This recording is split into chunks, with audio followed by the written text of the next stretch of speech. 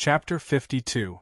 At 2 o'clock in the afternoon, Xia Pingan appeared at the Guangzhou Hotel's teahouse on time. As soon as he entered the teahouse, Xia Pingan saw Officer Qian Lan and a middle-aged man in a suit and glasses sitting in a corner of the teahouse chatting about something. Xia Pingan walked towards the two of them. Officer Qian Lan noticed Xia Pingan and stood up. Then, the middle-aged man in a suit and glasses also stood up. Today, Qian Lan was wearing a light blue woman's suit and high heels.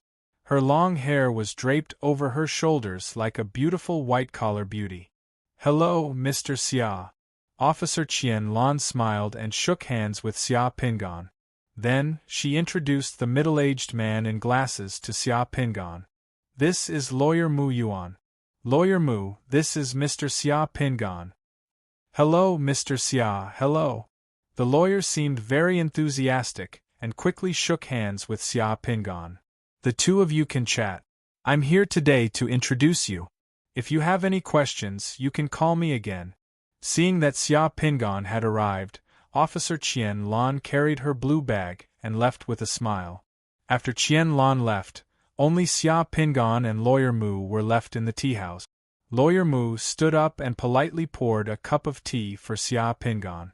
As he poured the tea, he said respectfully, "Mr. Xia is really young and promising. You joined the Optical Valley News Agency at such a young age. You will definitely have a bright future." "Lawyer Mu, you're too polite. I'm in a hurry today. Can we get to the main topic quickly?" Xia Pingan said directly. "Straightforward." Lawyer Mu sat down. "My client is deeply sorry for the harm and inconvenience caused to Mr. Xia and Mr. Xia's sister previously. The two of them have already regretted their impulse back then in the detention center these few days. I'm meeting Mr. Xia this time to apologize to Mr. Xia on behalf of my client. Secondly, I also want to discuss with Mr. Xia how to settle this matter as soon as possible." "What does Lawyer Mu mean by settling this matter?" Xia Pingan asked with a smile. "Well, my client has indeed not seen Mr. Xia's lost work gun. As long as this gun is not found, this case will not be settled. This will not only bring huge pressure to my client, but the Xianghe City Police Department will also be under pressure." Lawyer Mu spoke to Xia Pingan carefully. Behind his eyes, the adult's slightly oily and cunning eyes stared unblinkingly at Xia Pingan's face. "I'm a victim. Mr. Xia Pingan's Mr. Xia. Mr. Xia Pingan's family's house. I know that Mr. Xia is a victim. Previously, when my client rummaged through Mr. Xia's house, the house was a bit messy. However, he did not see the gun, and the money he took was less than 30,000 yuan. I think there might be some misunderstanding.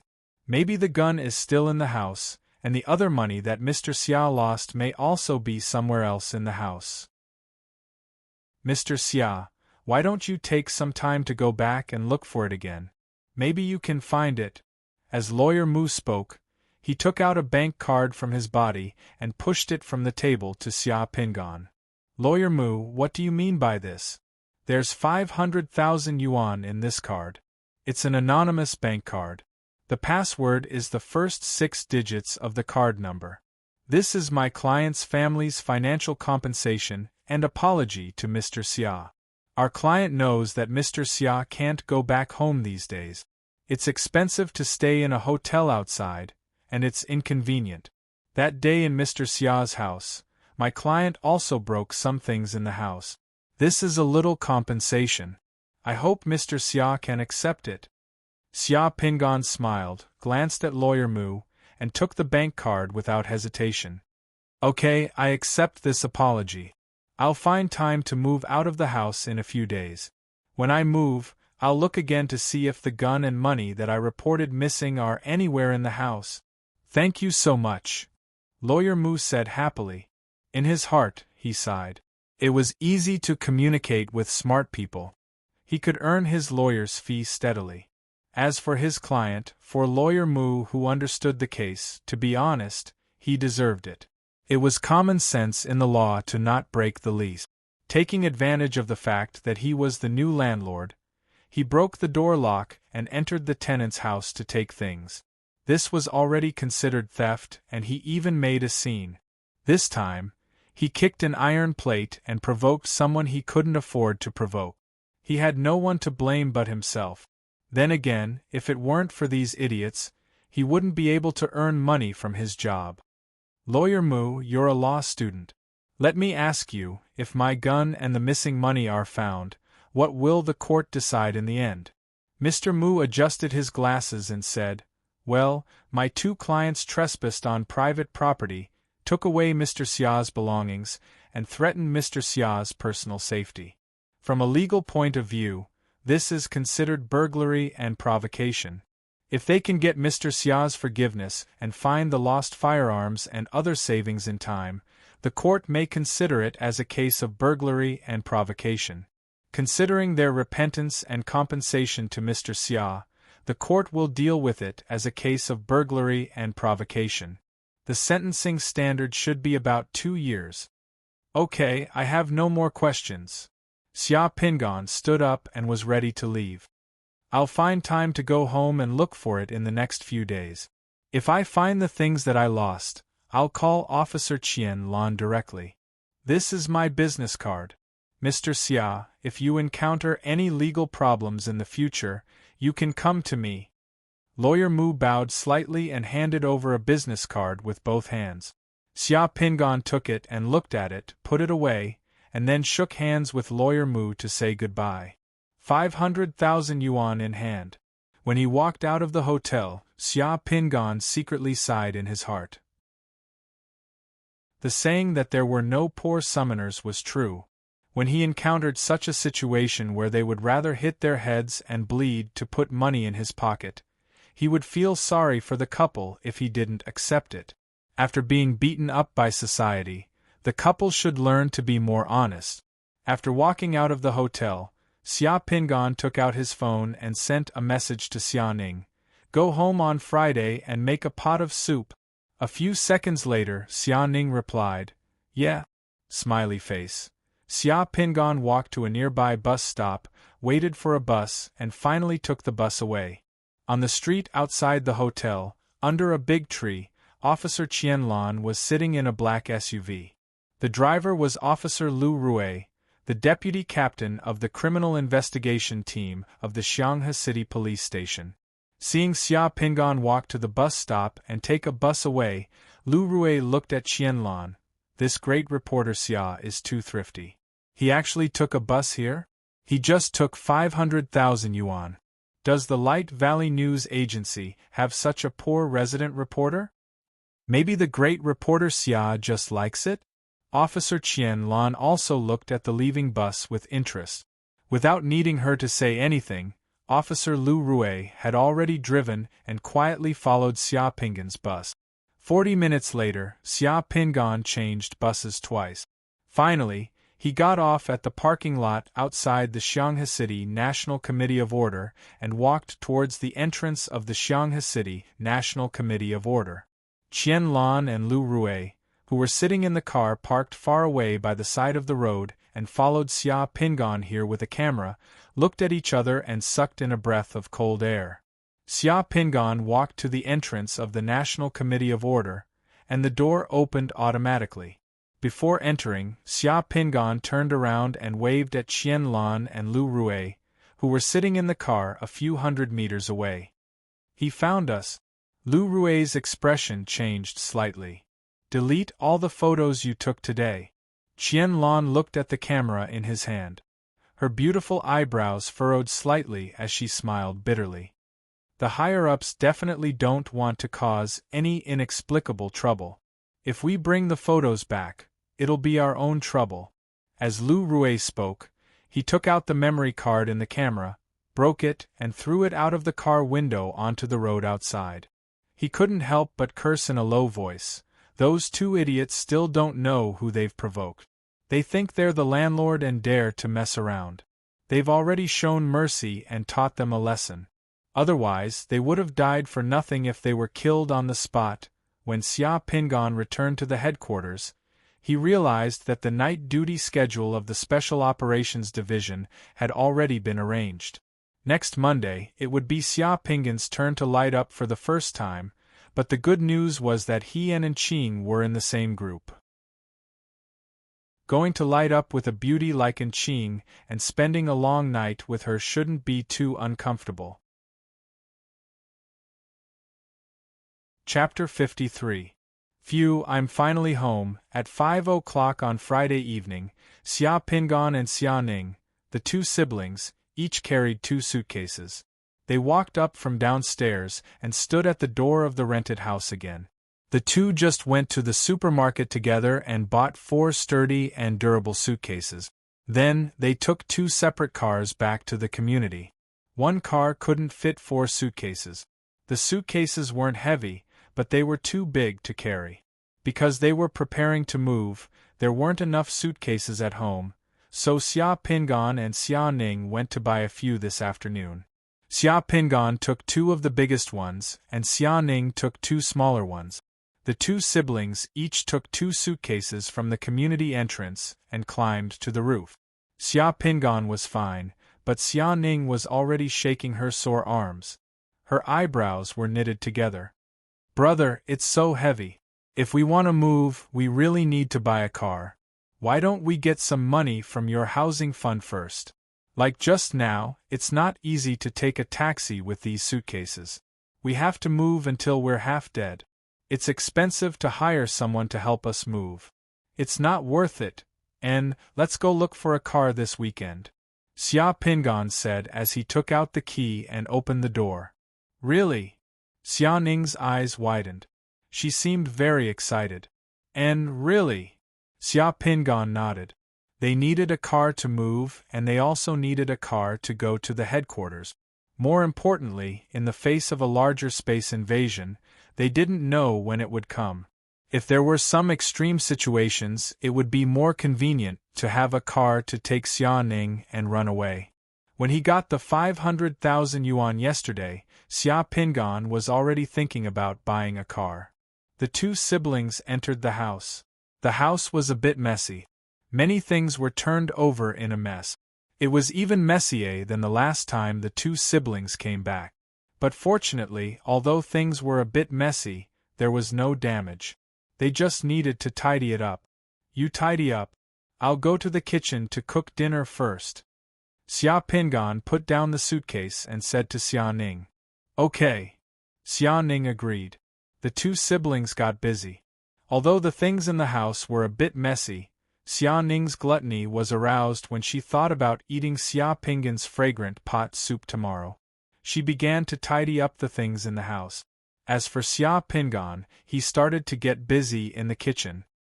He took out things like sea cucumbers, mushrooms, abalones, shark fin, chicken, shrimp, and vegetables, and began to busy himself in the kitchen. These things were stored in the refrigerator for a week's time. First, he took out the sea cucumbers and abalones and soaked them in water for tomorrow. As for the other things, he could make a meal today. Xia Pinggan was like a chef, fiddling in the kitchen.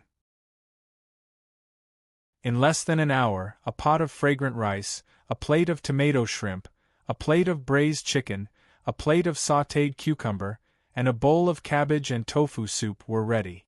Xia Ning also tidied up the house. The 2 siblings sat at the dining table, smiled at each other, and ate.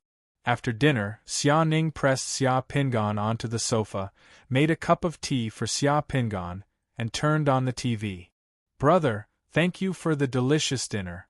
Brother, you've worked hard. Now, brother, please take a rest and have a cup of tea. The rest will be left to your capable sister." Xia Ning was in the kitchen, and the TV was broadcasting the news of Xianghe City. After a few minutes, Xia Pinggan saw the news that Gao Qingshan was found dead by the police.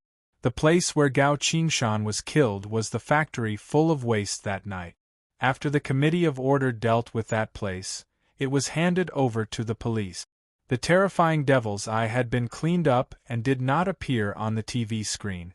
In addition to murder, Gao Qingshan, who was killed, was also charged with several crimes: child abduction and illegal harboring of stowaways. Seeing such news, Xiaoping's eyes narrowed slightly. The Committee of Order did not want to cause panic among the people. This was understandable because countless history had proven that the consequences of fear of a space invasion might be worse than the space invasion itself. However, for Xianghe City, a large-scale space invasion was already an imminent matter. Glancing at Xia Ning, who was humming and washing the dishes in the kitchen, Xia Pingan felt that he had to prepare early. Xia Ning quickly washed the dishes, then came out of the kitchen, sat cross-legged on the sofa, and began to discuss moving with Xia Pingan. Xia Ning had seen a lot of houses on the internet this week and did a lot of homework. When it came to residential areas and houses, he was like a trained agent. The location of the residential area, direction, environment, greenery, property fees, building age, residential groups, Xia Ning spoke clearly and logically. Looking at Xia Ning introducing and analyzing the residential areas to him, Xia Pingan was silent and felt a little inexplicable guilt in his heart. In his previous life, he had no relatives. In this life, he only had this sister. In the past, he always wanted to hide his ability and worry about too many things. He did not take care of Xia Ning enough. This Qingshan Garden District is one of the few districts I've chosen. This district is less than 2 kilometers away from our school, and it meets your requirements very well.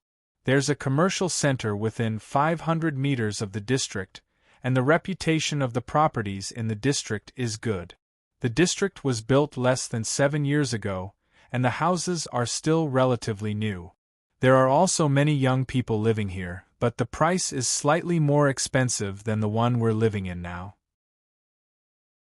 There are more than 40 houses for rent in this district, and the houses are all pretty good. Xia Ning took out his phone and opened the web page while introducing Xia Pingan to the places he had his eyes on. Xia Ning, who was talking, did not notice that Xia Pingan was looking at him with a slightly apologetic gaze. Ning Ning, this time we won't be renting. Let's move to a hotel for a while. Xia Pingan suddenly opened his mouth and said, "Don't you like the Guangzhou Hotel? Let's stay there." Ah! Xia Ning was stunned. "Brother, do you think Guangzhou Hotel is a small hotel? Staying there for a day is more expensive than renting for a month. I didn't tell you before, but the landlord's lawyer found me yesterday and compensated me with 500,000. Xia Pingan took out the bank card and placed it on the table. "With this 500,000, we can stay at Guangzhou Hotel for 3 to 4 months. You'll be on summer break soon, and I won't be home often. It'll be more convenient for you to stay at Guangzhou Hotel. Brother, you really compensated me with 500,000. Xia Pingan nodded. "There's still 20,000, and the police still have to return it." Xia Ning was completely stunned. When Xia Pingan called to report the case, she heard it. She thought it would end up as an argument, but she did not expect that Xia Pingan would really receive 500,000 in compensation. 500,000 was a huge sum to Xia Ning, and at the same time, this sum of money was unimaginable to Xia Ning. Xia Ning took the 500,000 card and jumped up on the sofa. She was so excited that she jumped and shouted, 500,000, 500,000, great, great! Xia Ning jumped for a while until she was tired. She stopped and hugged Xia Pingan's neck. "Brother, with this 500,000 and the 120,000 we saved for the housing fund, we can buy a house. Or we can get a loan to buy a bigger house. A bigger house can be your wedding home. I'll say this first, I only want one. Brother, you won't chase your cute and capable sister away, right? Oh right, what kind of house do you want to buy?" The Fire Country was vast and sparsely populated, so the development of real estate was not abnormal. All the houses were well furnished, and there were no public stalls. The housing prices were not too far away from the average person. In a 3rd or 4th tier city like Xianghe City, a villa worth 2 to 3 million in the suburbs was already very good. "Let's stay at the Guangzhou Hotel for a few months first. We'll talk about the house later," Xia Pingan said. Xia Ning was shocked and touched Xia Pinggan's forehead. Brother, you don't have a fever, right? Why do you want to stay at such an expensive place? The last time I stayed there for 2 nights, my heart ached. I can't even make it up to my friends. Because Guangzhou Hotel has the best underground shelter in Xianghe City and the strictest security measures. When I'm not with you, Guangzhou Hotel is the safest place for you. Underground shelter. Xia Ning mumbled to himself. She seemed to have thought of something and her face changed. Brother, don't tell me. It's good that you know. Your brother's money isn't so much that I can treat Guangzhou Hotel as my home. But during critical times, a few 100,000 is nothing. I can still tell the difference. Xia Pinggan touched Xia Ning's head. Just treat it as the previous landlord treating us to a hotel as an apology. It's decided.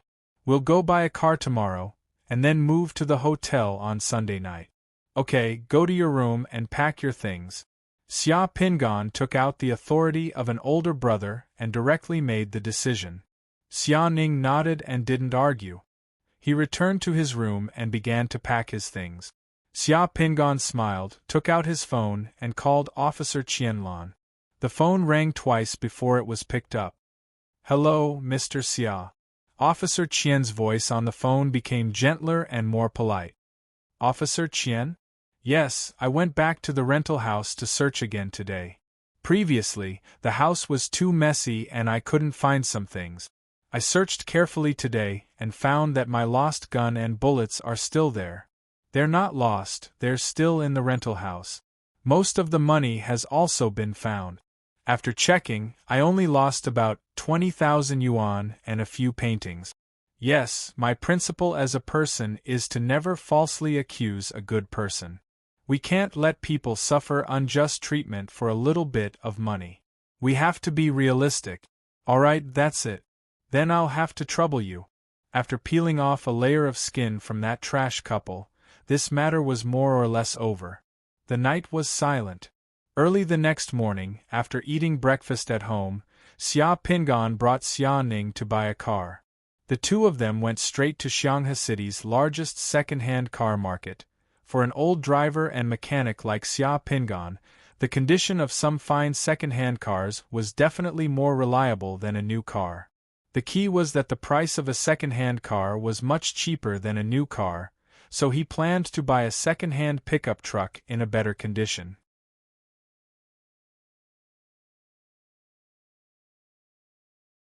Chapter 54. At noon on Sunday, Qianlan carried a box and went to the unit where Xia Pinggan and Xia Ning lived. Just as she entered the hall downstairs, she saw a naughty child rolling on the ground in the lobby, crying loudly and acting shamelessly with an auntie. "Grandma, I want to eat. I want to eat this. It smells so good. It's here again. Grandma, I want to eat." The auntie complained helplessly to the security guard in the lobby's mailroom. "Seriously, who's cooking this soup on the weekend? Every time it arouses my little grandson's craving, he's going to make a scene." The security guard in the mailroom stuck his head out of the window, sniffed, and swallowed his saliva. "It feels like someone's cooking upstairs. How can there be such a fragrant soup? It comes every few weeks. It's really killing me. Yeah, this soup is too fragrant. I wonder who's cooking it." The old granny looked at her grandson with heartache. "Last time, I knocked on every door and said that I wanted some soup for my grandson, but no one opened the door for me." Qianlan also smelled the fragrance. It was a very special fragrance that made one's appetite soar.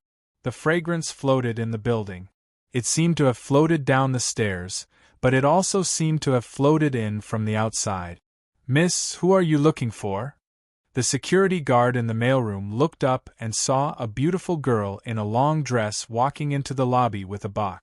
Out of duty, he opened his mouth and asked, "I'm a friend of Xia Pinggan.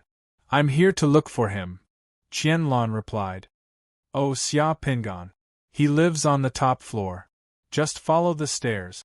The security guard in the mailroom said, "Okay, thank you." Qianlan naturally knew which room Xia Pinggan lived in. Qian Lan followed the stairs upstairs. When she reached the stairs, she heard the security guard and the old granny whispering behind her. Finally, a girl came to look for Xia Pingan. I thought Xia Pingan was going to be a bachelor for the rest of his life. This girl is quite pretty. Why would she take a fancy to that Xia Pingan? He's just a car mechanic. He's honest, dutiful, and has no money. The old woman also muttered. Hearing the discussion of the uncle and aunt downstairs, Qian Lan had a strange expression on her face. She was the first girl to come here to look for Xia Pingan? Xia Pingan is honest and has no money? Regardless of whether the first sentence was true or not, the landlord and his wife, who had paid 500,000 yuan and had to eat in jail, would definitely not agree with the second sentence. The higher he went, the stronger the fragrance that reverberated in the building. The fragrance was mellow, rich, and fresh. There seemed to be the smell of seafood, but when he sniffed it, he felt that there was also the smell of chicken soup. In short, it was hard to describe. Although Qian Lan was not a glutton, the fragrance still made her mouth secrete saliva crazily. She felt a little hungry. No wonder that brat was rolling around downstairs. But soon, Qian Lan arrived outside Xia Pingan's house. She first looked at the door number and found that it was correct. Then, she pressed the doorbell. Ding dong. Ding dong. The doorbell was only pressed twice. After a few seconds, the security door opened. Qian Lan saw a delicate and pretty girl around 18 or 19 years old sticking her head out from behind the door and looking outside carefully. "Ah, who are you looking for?" Qian Lan smiled. "You're Xia Ning, right? I'm Qian Lan. I made an appointment with your brother. I'm coming over this afternoon to deliver the paintings and money you lost." "Ah, your big sister Qian. My brother said that you're beautiful and capable. Please come in." Xia Ning's eyes lit up when he saw Qian Lan. He quickly opened the door and invited Qian Lan in. As soon as Qian Lan entered, Xia Ning quickly closed the door, as if he was afraid that the air in the room would run out. The smell in this room? As soon as she entered the room, Qian Lan's nose twitched. She realized that the fragrance in this room was even stronger. Could it be that the fragrance that the entire building could smell came from this room? "Brother, big sister Qian is here," Xia Ning called out to the kitchen. Then, a voice came from the kitchen. "Okay, please take a seat, Officer Qian. The soup is almost ready. I'll bring it out and we can eat." That irresistible aroma was coming from the kitchen. "Big sister Qian, you came at the right time. You can have a meal with us, and try my brother's soup cooking skills." Xia Ning, who brought Qian Lan to the dining room, winked at Qian Lan. Qian Lan wanted to refuse and say that she had already eaten lunch, but when the words reached her mouth they somehow became, "That fragrance is the soup that Big Brother made? Not bad, isn't it fragrant enough?" Xia Ning said proudly, "That's my brother's specialty. He's the only one in the world who can make such a delicious soup. Then it seems that I'm in luck." Qian Lan smiled. As she spoke, Qian Lan saw Xia Pingan, who was wearing an apron, walk out of the kitchen with a large bowl of fragrant soup pot. It was absolutely true. The fragrance came from the soup pot in Xia Pingan's hand. "Mr. Xia, I'm sorry. I didn't expect you to be eating." Qian Lan stood up and said to Xia Pingan. The Xia Pingan in front of her was like a cute and warm boy next door. He even made Qian Lan feel a little unfamiliar. Xia Pingan, who was wearing an apron and smelling of smoke, was the same person who quietly let her and Lu Rui follow him all the way to the entrance of the Committee of Order and turned around to wave at her and Lu Rui. "Ha ha ha, I've troubled Officer Qian to come again for my matter. This place is simple and crude, and there's nothing to entertain. I'll invite Officer Qian to have a simple meal with us." Xia Pingan smiled. "You're welcome. Please sit down. I'll go to the kitchen and bring 2 more dishes." Let me help you." In a short while, Xia Pingan, Xia Ning, and Qian Lan sat around the table. There were 3 dishes and a soup on the table. The fragrance of the soup made people drool. Xia Ning opened a bottle of non-alcoholic sparkling wine and poured 3 glasses. This glass is to celebrate that my brother finally bought a second-hand pickup truck. Our family finally has a car. In the future, we don't have to take the bus when we go out to set up a stall. Also, thank you, Sister Qian, for bringing back the money that my family lost. Today is a double blessing. Hearing Xia Ning's words, Xia Pingan and Qian Lan looked at each other and laughed at the same time. The 3 of them drank a glass. Xia Ning took Qian Lan's bowl and added 2 spoonfuls of soup to Qian Lan's bowl. There were also sea cucumbers and abalone in the soup. Sister Qian, this is my brother's specialty. It's the Xia family's secret pot soup. Try it. Whether it was because of her taste buds or her curiosity, Qian Lan couldn't hold it in any longer. Seeing the fragrant soup in the bowl, Qian Lan picked up the spoon and took a small sip. The expression on Qian Lan's face became wonderful. This soup is really delicious. With just 1 sip, Qian Lan felt the taste buds in her mouth open. She couldn't help but want to take a second sip. Xia Ning raised his eyebrows at Xia Pingan. In Xia Pingan's eyes, there was only 1 sentence. Brother, this sister is not bad either. After dinner, Xia Pingan sent Qian Lan out of the neighborhood. Seeing that Qian Lan wanted to say something a few times but hesitated, Xia Pingan smiled and stretched out his hand. Officer Qian, let's officially get to know each other. I, Xia Pingan, am a screw from the Xianghe City National Committee of Order.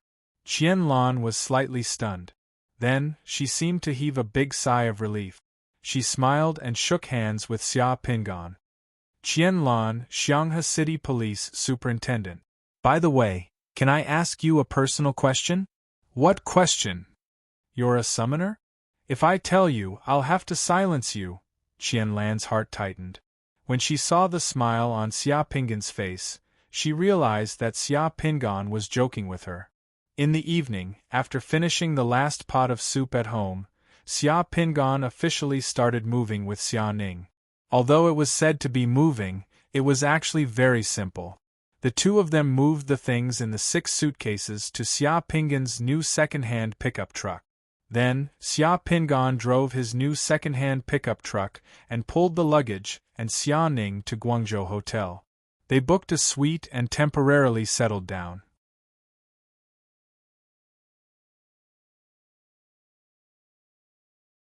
Chapter 55. Monday, June 17, 2019, the 15th of May in the lunar calendar. Tonight was the day of the full moon, and it was the summoner's favorite and most anticipated day of the month. Every month, on this night, the summoner's secret altars would automatically recover half of their divine power, just like an empty wine bottle. Even if their divine power was completely depleted, they would only need to wait for 2 months for their divine power to recover. For the summoners of the National Committee of Order, today was also the day they received their monthly salary and benefits. It had been a long time since there was such a relaxed atmosphere in the headquarters of the National Committee of Order in Xianghe City. Early in the morning, there were 3 new faces in Mo Yanxiao's office. There were 2 men and 1 woman. One of the men was slightly older and looked to be in his 50s. His hair was already a little white, but he had an elegant temperament and wore gold-rimmed glasses. He was a charming middle-aged uncle. The other man was in his 30s. He looked sharp and cold, and there was a hideous tattoo on his neck. As for the woman, she had a head of flirtatious fiery red hair. She had an angelic face and a devilish figure. She had a fiery temperament, and she wore a custom-made Italian dress. The 3 men in the room didn't smoke, but the red-haired woman sat on the sofa with her legs crossed. She had a woman's cigarette between her fingers. Her temperament was like that of a domineering female CEO. She was a little domineering. Director, I heard that there's a newcomer in our Special Operations Division. He's perfectly fused with the Divine Fire Realm bead and has even mastered the soul-pacifying banner. The middle-aged man with a scholarly aura was talking to young Master Mo Yin. He touched his silver hair with some emotion. Youngsters nowadays are amazing. I feel a little old already. You're old to begin with. The red-haired woman blew out a smoke ring and glanced at the elegant man. Her words were merciless. That little guy doesn't have a girlfriend yet, right? Leave him to me. Looking at the three returning colleagues, young Master Moyen could only rub his nose helplessly and say to the woman, Nana, didn't you say you were going to find a man and have a passionate relationship during this holiday? Why haven't you found your true love yet? All the men in this world are blind. I've been wandering outside alone for a month, and not a single man has the guts to come and talk to me. Those men are all like soft-footed shrimps and quails when they see me. I'm not interested at all, the woman said disdainfully. Men aren't blind. They just instinctively know how to avoid danger and don't want to enter the tiger's den. Another man who didn't speak glanced at the red-haired woman and said coldly, Long Guiyuan, what do you mean by that? Are you saying that I'm not feminine? The woman glared at the man with dissatisfaction. The man looked at the ceiling and didn't answer. All right, stop arguing. Now that the three of you are back, our Special Operations Division is finally here. Mo Yinshao said. Now that you know the situation in Xianghe City, go and prepare yourselves. You'll officially be on duty from today onwards. The three of them stood up and were about to leave Mo Yinshao's office. However, just as they were about to leave, the three of them seemed to feel something and looked at the entrance of the Committee of Order downstairs. Mo Yinshao's office was located right in front of the entrance. From here, they could clearly see the situation below the building. The entrance of the Committee of Order had just opened. A black pickup truck with some paint peeling off drove in through the entrance and parked in the open-air parking space below the building. Then, a young man got out of the car and slammed the door shut. He walked towards the building.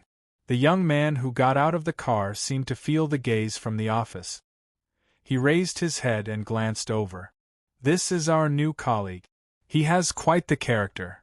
The elegant old man glanced at Mo Yinshaw and then looked at the pickup truck that was too horrible to look at in his mind. However, when did the summoner of our Xianghe City Committee of Order become so poor? Looking at the pickup truck that Xia Pingan drove, Mo Yinshaw was speechless. Without asking, he knew that it must be a second-hand pickup truck that Xia Pingan bought. This was because Xia Pingan didn't have a car before. It was only a weekend, but Xia Pingan came to work with an old pickup truck. Needless to say, he must have bought it during the weekend. Previously, Xia Pingan had inquired about the matter of applying for a vehicle pass. He's quite handsome. He's my type. The red-haired woman's mouth revealed a trace of a smile, and her eyes flashed.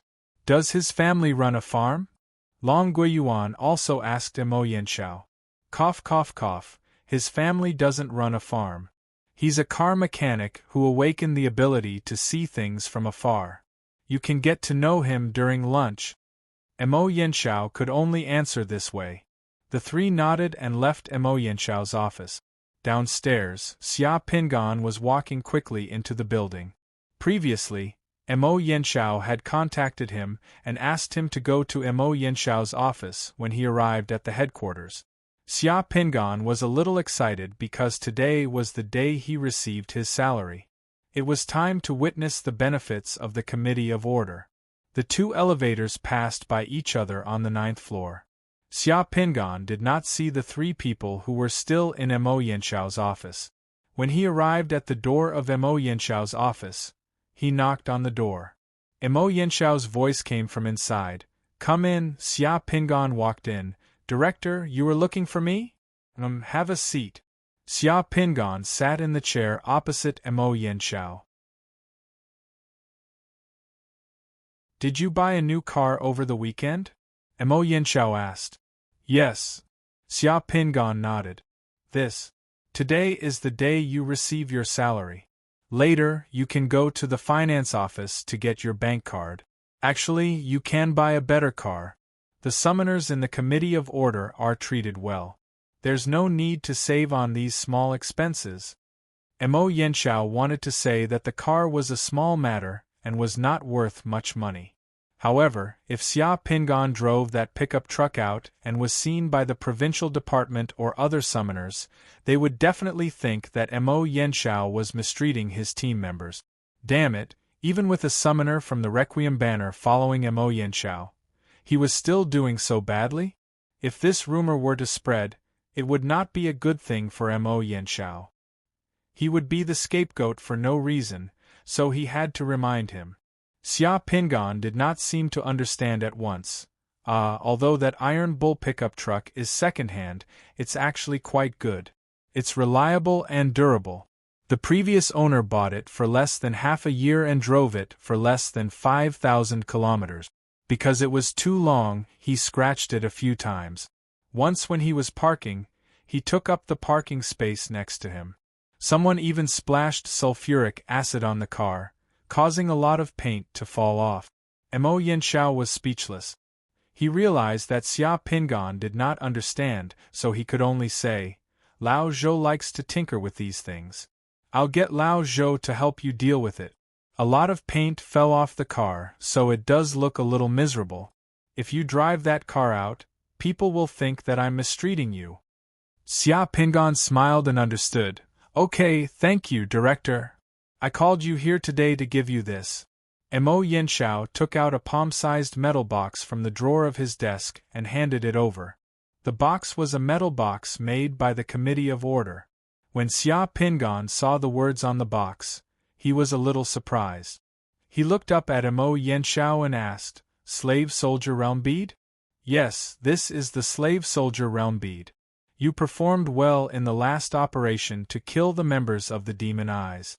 I reported it to the provincial department, and the provincial department issued this Slave Soldier Realm Bead in advance.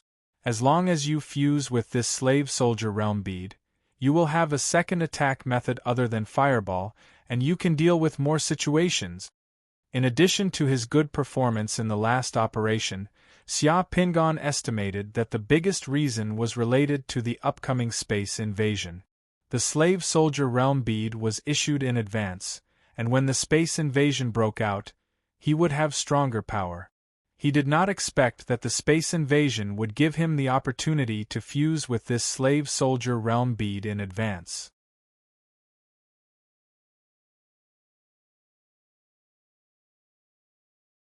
Chapter 56. The success rate of this Slave Soldier Realm Pearl is very high.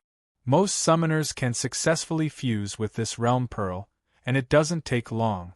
Find some time to fuse with it this morning. Okay, I'll go back and fuse with it later. Xia Pingan actually wanted to open the box to see what kind of Realm Pearl this Slave Soldier Realm Pearl was, but he suppressed this thought. Mo Yanxiao nodded and continued to instruct Xia Pingan. Today is the 15th of the lunar calendar, a good day for summoners. When night falls, before the moon rises, remember to use at least half of your divine power and store it in the secret mandala. Otherwise, it will go to waste. There's nothing else. Oh right, a few colleagues from the Special Operations Division are back. You haven't met them before, remember to come to the cafeteria at noon and get to know them. Okay, if there's nothing else, I'll go out first. When Xia Pingan walked to the door, Mo Yanxiao reminded him again. Remember to collect your salary card and this month's Shunli Dan from the finance office. You were paid level 1 last month, and this month you officially became a summoner, so you'll be paid level 2. How much is a level 2 basic salary?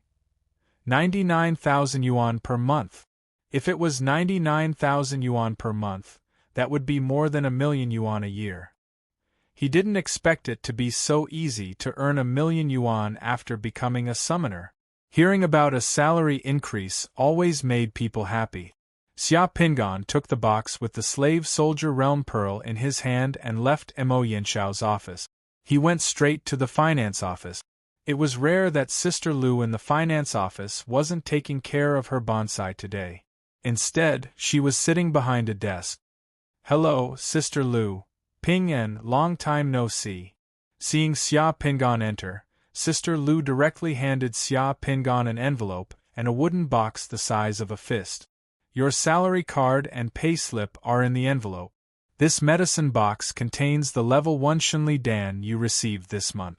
This level 1 Shunli Dan can replenish 20 points of divine power. You can eat it when you go back. Come here and sign. Xia Pingan took the pen and wrote his name on a form. Pingan, you're doing well. You've only been employed for a month, and you've already earned over 7 million. Sister Lu praised Xia Pingan. More than 7 million? Xia Pingan froze for a moment, then laughed. Sister Lu, are you kidding me? My basic salary is 69,000 yuan. Director Mo said my salary was only raised to level 2 this month. Yeah, your level 1 salary is 69,000 yuan, but didn't you go to the provincial department to carry out a special mission last month? The reward for that special mission was over 7 million yuan. I checked it, there's no mistake, Sister Lu said. The last time he went to the provincial department, didn't he just fight in the death corner, fighting arena and kill a scumbag? Why was there so much prize money? Alright, thank you Sister Lu. I'll go back and take a look. Xia Pingan left the finance office and went straight to his room. He then opened the envelope that belonged to him. Inside the envelope was a black bank card and a wage slip. He glanced at the wage slip. On the wage slip, the basic salary for level 1 was 69,000 yuan, which would be paid in full in May. Apart from the basic salary for level 1, the largest sum on the wage slip came from the mission bonus. The mission reward was a whopping 7.56 million yuan. Adding the two together, Xia Pingan's pre-tax salary and bonus was 7,629,000 yuan. Summoners had a monthly tax allowance of 3 million yuan, so he had to pay 4,629,000 yuan in taxes. After deducting the taxes, his total salary and bonus was 7,119,810 yuan. He earned 7 million yuan in a month. Xia Pingan's mind was in a daze. He took out his phone and checked the balance on his bank card. As expected, the balance was 7,119,810 yuan. He thought for a moment, then called Yen Duo. Hello. Yen Duo's voice came from the phone. He sounded lazy and listless. I want to ask if there was a mission reward when I went to the death corner fighting arena last time. I saw it today. The reward was 7.56 million yuan. Are you showing off to me? It's only 7 million yuan, a drop in the bucket. If it wasn't for... Forget it, you won't understand even if I tell you. I want to ask, how did you get so much money? It's only 7.56 million yuan, how much is that? Yen Duo's voice was like a castrated cat. The 3 million yuan is the appearance fee for your next death corner fighting arena. It's also the fee for buying your life. It's both a win and a loss. The 4.56 million yuan is your 5% share of the betting income from that mat. This 7.56 million yuan is your mission reward. It's a reasonable amount. Is there a problem? Xia Pingan suppressed his excitement and took a deep breath. Okay, no problem. I got it. If you have another chance to fight in the future, you can continue to look for me. I'll treat you to a big meal. Fight my ass. You're a summoner now. There's no fight in the Great Fire Country for you. Oh right, do you think you have too much money to spend? Can you lend me some? I've been, the signal here isn't very good. I have to enter the tunnel. I can't hear you. Hey, what are you talking about? I can't hear you. I'm hanging up. Beep, beep, beep. Yen Duo, who was in Xinchuan, was stunned for 2 seconds when he saw the beeping sound coming from his phone.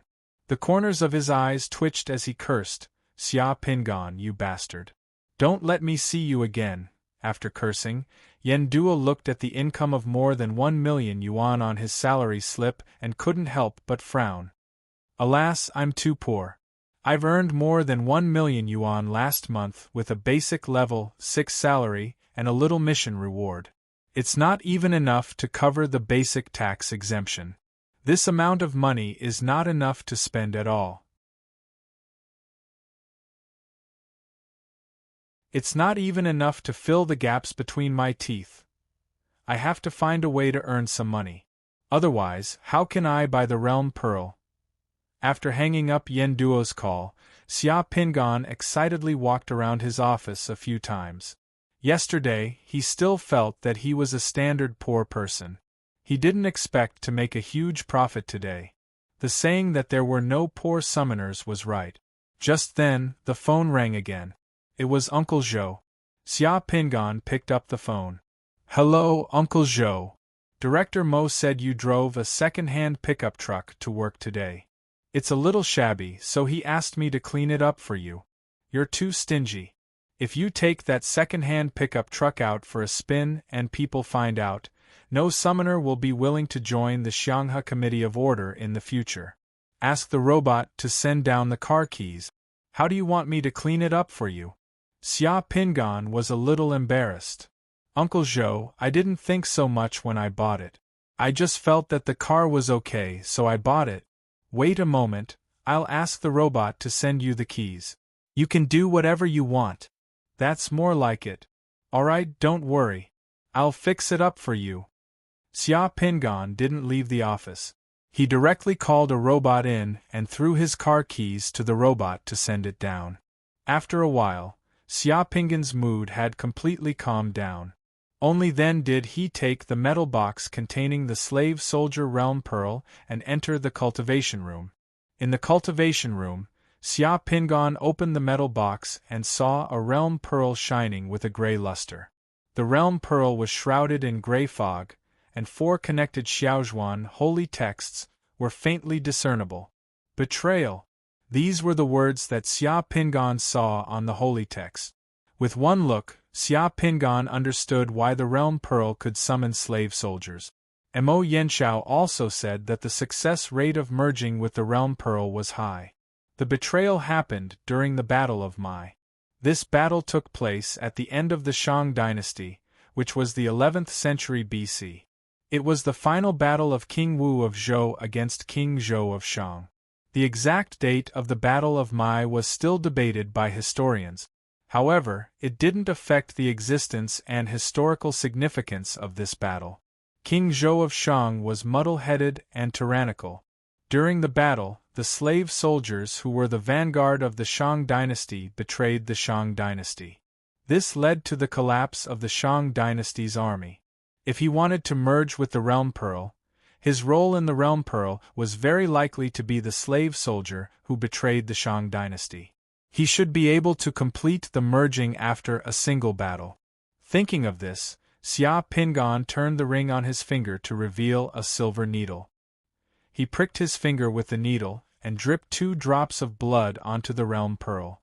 After a while, Xia Pingan turned into a cocoon of light and entered the Realm Pearl. The sun was shining brightly above his head. In Brother Chao City, Xia Pingan suddenly opened his eyes. In front of him was a long line. The people in the line were dressed in ragged clothes. Everyone was huddled together in an empty space, mournful and numb. They were all looking at a ceremony in front of them. Xia Pingan himself was also in the line in ragged clothes. He was also one of the slaves. In front of the slaves, there were 2 rows of armored soldiers holding spears. The ceremony was being held in an empty space. There were many construction materials piled up around the empty space. There were stones and wood. A few people in luxurious clothes gathered in the middle of the space, chatting and laughing softly. Before Xia Pingan could figure out what was going on, there was a commotion in the crowd. Amidst the cries and shouts, Xia Pingan saw more than 10 slaves tied up with leather straps being brought forward. There were men and women, old and young. Half of the slaves were children under the age of 10. There were a total of 6 of them. All of the slaves were strung together by ropes and brought forward by a group of soldiers. The slaves who were tied up were pale. Their bodies were trembling in fear. They seemed to know what was going to happen next. They started to cry and scream. Looking at the construction site in front of him, and the slaves being brought forward, Xia Pingan suddenly thought of something. His expression changed slightly. The empty space in front of him looked like a construction site. The slaves being brought forward at this time was definitely not a good thing. Could it be laying the foundation?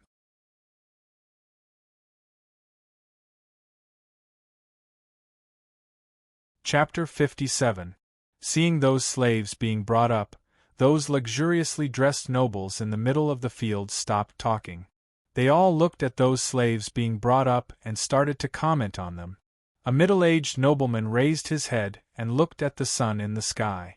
After that, he made a hand gesture to those soldiers in the surroundings. Some attendants took out incense sticks and stuck them into the ground. After lighting them, those nobles started to kneel on the ground and pray towards the incense sticks. After that, someone took out a bronze tool and sprinkled some plant ashes in a circle around the open space, marking out an area on the ground. Then, a witch dressed like a witch, with colorful feathers all over her body and a wooden pole tied with colorful strips of cloth in her hand, appeared. She started to dance on the empty ground, her feet moving back and forth on the ground as she muttered to herself. From time to time, she would wave the wooden pole in her hand in the air. After the dance, the witch left the stage, and the nobles nodded their heads. The auspicious time has arrived. Start the sacrifice. Following this voice, the dozen or so slaves who were being dragged up began to cry and struggle. "Mummy, I'm scared, I'm scared." A little girl among the slaves started to scream as she tried her best to hide in her mother's embrace. A white-haired old slave was crying as she hugged another little boy in her arms. She covered that little boy's eyes with one hand. Some other slaves were struggling. However, those slaves' struggles were in vain. The soldiers who were escorting them forced all the adults to kneel on the ground. They stepped on their feet and raised their machetes. One by one, their heads were chopped off. Their heads were filled with fear and pain as they rolled on the ground. The fresh blood of the adults who had their heads chopped off splashed onto those children's bodies and faces. Those children were so scared that they started to cry loudly. Some of them even fainted due to fear. "Mummy, Mummy!" That little slave girl saw her headless mother's body falling down and sitting in a pool of blood. Her eyes were dull as she kept calling Mummy and wanted to grab her mother's head. The fresh blood of the old slave, who was holding the little boy, poured down from the little boy's head, turning him into a bloody person. Even though they were in the realm bead and knew what was going to happen, Xia Pingan couldn't help but close his eyes when he witnessed this inhumane scene. In slave societies, this kind of thing was very common. If Xia Pingan had to find the two cruelest Chinese characters in the history of Huaxia where slavery existed, they would be laying the foundation. In this era, whenever the slave masters wanted to build a new high-rise building, they would hold a groundbreaking ceremony. The slaves would become the sacrifices of this groundbreaking ceremony. When the building was being built, the slaves would be killed and their bones would be placed under the high-rise building. They would use their flesh and blood to become the building materials of the slave master's high-rise building. Apart from the time of construction, when laying the foundation, when casting the walls, when installing the door, and when completing the building, slaves would be killed and used as sacrifices for the house. The slave masters felt that by doing this, they could bless their high-rise building to stand tall and not fall, and their wealth would continue to extend. In the many archaeological excavations of the later generations, under the remains of the magnificent buildings of this era, there were piles of bones, blood, and tears of slaves. Just the ruins of a palace in Hungnan used 889 living people to lay the foundation. Blood flowed from the severed necks of the slaves who had their heads cut off. The luxuriously dressed slave masters looked at all this with a smile, and then ordered the soldiers to drag the bodies of the dead slaves around the open space a few times. The soldiers raised the feet of the slaves, and the severed necks were close to the ground. In this way, they could force all the blood out of the slaves' bodies, and use the blood sprayed out by the slaves to water the ground of the high-rise building they were going to build. Xia Pingan and the other slaves watched from the side. When the blood of the decapitated corpses had completely flowed out, some of the slaves in front were driven forward and dug several large pits on the ground. In one of the large pits were the bodies of the decapitated adults, and the children were thrown into another pit.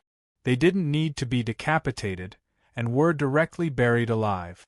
In the end, the groundbreaking ceremony was completed. After completing the groundbreaking ceremony, the slave masters looked up at the scorching sun above their heads, and then smiled contentedly as they sat in the carriage and left, leaving the supervisors and soldiers to guard the place. "Hurry up, get to work." The supervisors waved their whips, whipped the slaves, and began to direct the slaves to work and carry the building materials. Pa! Xia Pingan carried a piece of wood, and the whip hit him. "Hurry up, don't be lazy," the supervisor shouted. Looking around at the armed and armored soldiers, Xia Pingan silently carried the things, and didn't say a word. The slaves worked silently until the sky darkened. Everyone was exhausted, and the supervisors and soldiers then escorted Xia Pingan and the rest back to their own residence. Xia Pingan walked in Brother Chao City, and sized up the capital of the Shang dynasty. The houses of the slave masters in this era were easy to distinguish. Almost all of the slave masters lived in the big and small, 4-accents heavy houses, while the commoners lived in the relatively small suite rooms, or single houses. A single room was a single room, while a suite room was also very simple. It was 2 rooms connected together with a door in the middle. In a commoner's room, the largest furniture was an earthen bed and stove. The slaves didn't have the right to live in a house, so Xia Pingan and the rest were driven to some simple sheds and crypts. The sheds were built with the simplest wood and grass, and the crypts were holes dug underground like dog kennels. No, in the eyes of many slave masters, the lives of slaves were not worth as much as a good dog. The underground was dark and damp. Many of Xia Pingan's slaves lived in the crypts for a long time, and the joints of their hands and feet were a little twisted. It was obvious that they were suffering from severe rheumatism. As for the food of the slaves, it was just some biscuits made of bran and some porridge boiled. Xia Pingan held a piece of burnt bran biscuit, and squatted silently in the straw shed, looking at the people in front of him. The slaves lived a life worse than pigs and dogs. Their hatred was buried in their hearts. Everyone's appearance looked dirty and numb, as if they were shells without souls. This life lasted for 5 days. On the 6th day, Xia Pingan and the rest stopped work before the foundation was completed. That night, they ate a meal of biscuits and millet porridge for the first time. That day, Xia Pingan heard the overseer chatting with the soldiers, saying that King Wu's army was coming. The atmosphere in Brother Chao City was tense, and the nobles living in the 4 halls were uneasy. On the 7th day, all the slaves in Brother Chao City were gathered, given weapons, and brought to the Mai. All the slaves knew that King Wu's army was coming. Before King Wu's army came, the slaves were just sacrificial offerings for the nobles in the 4 halls. They could be killed, buried, and lived like pigs and dogs. When King Wu's army came, the nobles gave the slaves a good meal, then gave them weapons, and let them fight to the death on the battlefield to protect the nobles. To the nobles, everything seemed to be logical, as if it was how it should be. But to the slaves, there was an inexplicable restlessness among them, like a spark of fire. The slaves had no status, and were as lowly as grass, but they were not stupid. Even a dog knew that if someone treated it well, it would wag its tail at that person, let alone a person. Would a dog risk its life to protect a person who would whip it with a stick at any time, abuse it, and threaten to kill it and kill its wife and children at the slightest provocation? No, the dog would not. Not only that, the dog would bare its teeth at that person, growl, and want to turn into a wolf and tear that person's throat out. Then why did the slave masters in Brother Chao City think that the thousands of slaves they used to build the foundations of their palaces would protect their palaces? Xia Pingan did not understand this question. Between the slave and the slave master, one was stupider than the dog, and the other was smarter than the dog. Otherwise, there would not be such an absurd arrangement. At dawn on the 8th day, Xia Pingan saw King Wu's army in the vast Mai.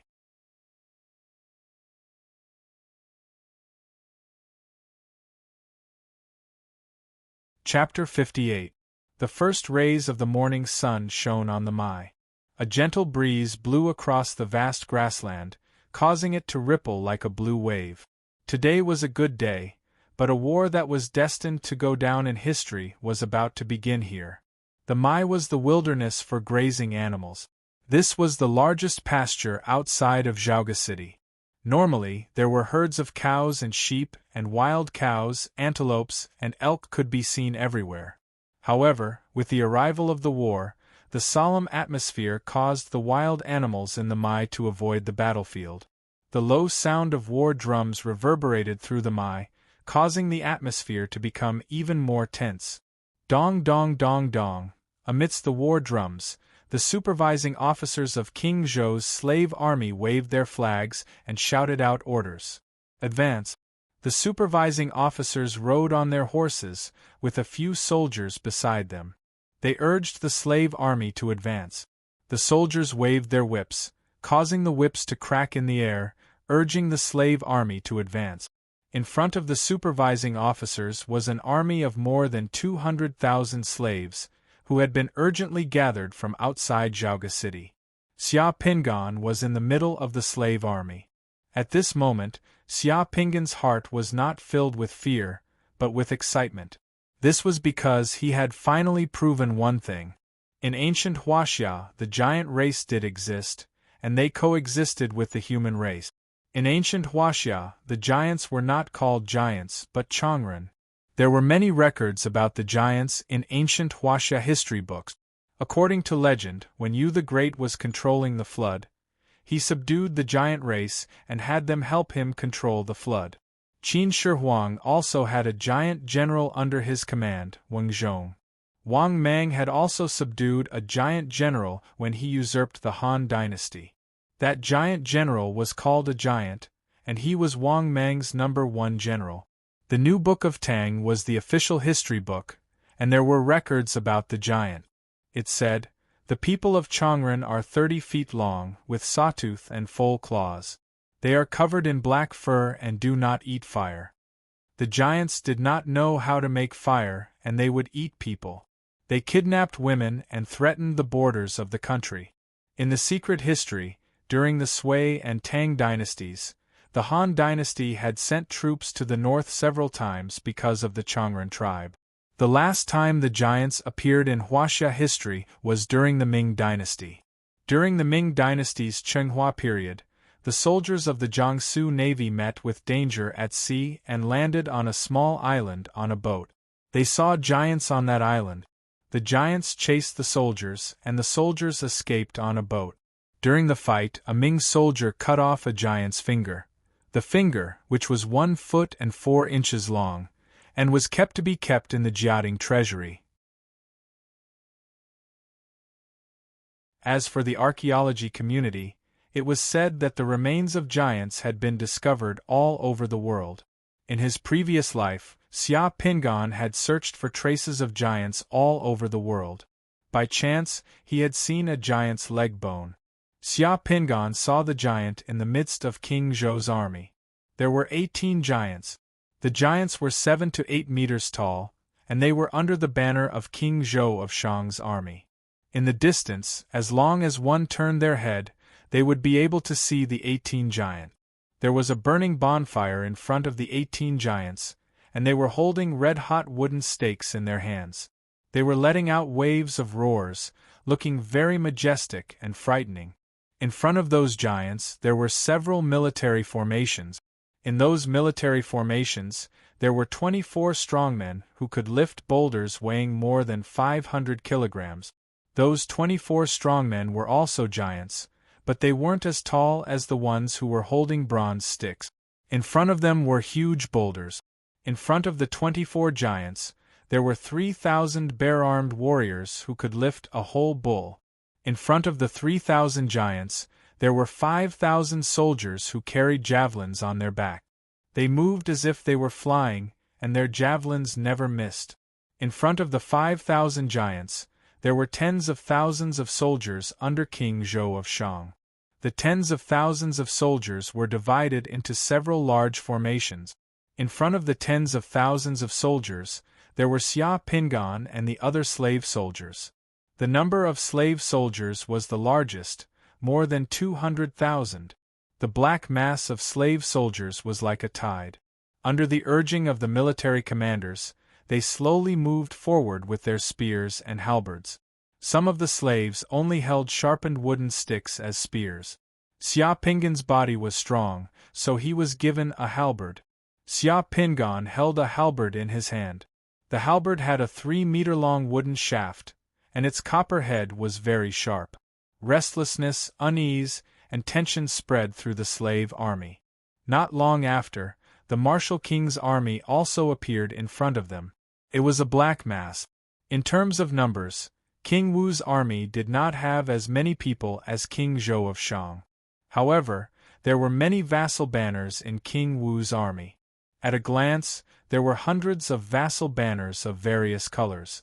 Among them, there were 8 vassal banners that stood out on both sides of the largest Zhou banner. Xia Pingan looked over and saw that there was a word on each of the 8 banners: Yong, Shu, Chang, Wei, Wei, Yi, Lu, Lu, Ping, and Yi. Each word represented a vassal state. Legend had it that when King Wu of Zhou conquered Zhou of Shang, he had 800 vassals to help him. Now, it seemed that he did not have 800, but there were at least a few hundred vassals. According to the standards of this era, some of the vassals' territories could only be a few villages. When they brought out their banners, they could be considered a state. This could strengthen King Wu's army. However, the most important vassals were the 8 vassals. This was the earliest 8-vassal alliance in the history of China. Although the vassal states of Chang, Wei, Yi, Lu, Ping, and Yi were dressed strangely, but it was nothing special.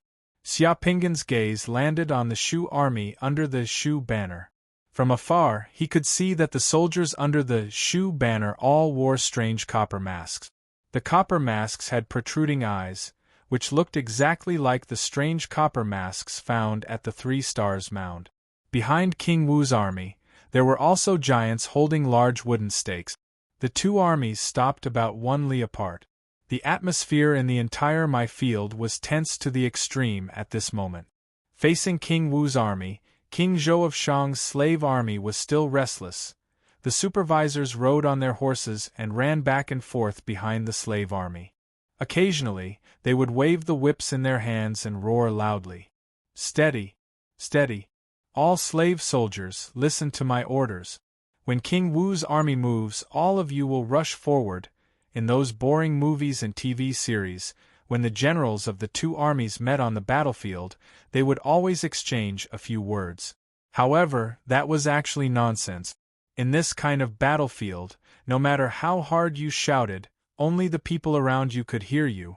It would be very difficult to hear you if you were 100 meters away. The distance between the 2 armies was about 1 li. The commotion within the army and the neighing of the horses and carriages had completely drowned out the surrounding noises. On the battlefield, the only things that could be communicated were flags, drums, and horns. Xia Pingan, who was in the crowd, tried his best to look down at the Zhou banner on King Wu's side. However, he could only vaguely see a group of fierce warriors standing under the banner with shields in their hands. There were also some generals riding on horses. Behind those generals, there was a carriage with a group of armored guards next to it. There seemed to be a few figures on the carriage. They should be King Wu, Jiang Taigong, and the others. As for King Zhou of Shang's army, it was the same. King Zhou's carriage was behind the army and was heavily guarded. From afar, one could only see a banner fluttering in the wind. It was impossible to see what King Zhou and Daji looked like from here. The stalemate between the two sides did not last long. Suddenly, a horn sounded from King Wu's army. In the sound of the horn, a banner with the word Lu flew out from the crowd of fluttering banners. A general riding on a horse led a cavalry of more than 1,000 men and charged towards King Zhou of Shang's army. King Wu had begun his attack. Looking at the word Lu, Xia Pingan knew that the first general sent out by King Wu's side was Lu Wang. The history books recorded that Lu Wang was the first to move. It seemed to be true. Lu Wang was so brave that he might be Lu Bu's ancestor. Seeing the cavalry charging towards them, King Zhou of Shang's slave army became even more restless. Some of the slaves showed fear on their faces. Some of them turned their heads to look at the supervisors behind them with hatred in their eyes. Charge! Charge! Charge! The supervisors' eyes turned red as they roared. A few slaves wanted to retreat out of fear, but the supervisors took out their swords and killed them. If they did not act now, when would they? The slave army of more than 100,000 was only a spark away from victory. He was that spark. Xia Pingan did not say a word. He turned around, held his spear, and charged towards the nearest supervisor on horseback. With just one charge, the supervisor was stabbed down from his horse. The surrounding slaves were all stunned. The soldiers beside the supervisors were also stunned. They never thought that the slaves would resist. Brothers, King Zhou of Shang is tyrannical. He oppressed and killed countless of our brothers and family members. Are we still going to work for him at this time? Are we going to let those nobles continue to ride on our heads? Are we going to be buried with them? Are we going to use our children to build the foundations of their palaces? Everyone, follow me and kill those bastards, Xia Pingan roared. Before the soldiers beside the supervisor could react, he brandished his long spear and chopped down a soldier's neck, cutting down another one. The slave soldiers were awakened. Seeing someone taking the lead, those slaves who had long been restless and full of hatred instantly rushed towards those senior officers behind them and stabbed those senior officers off their horses with their long halberds and long spears. 1 spread to 10, 10 spread to 100, and 100 spread to 1,000. The slave army of more than 100,000 instantly became restless, and all of them roared. With red eyes, the slave soldiers turned around and charged towards the supervisors behind them.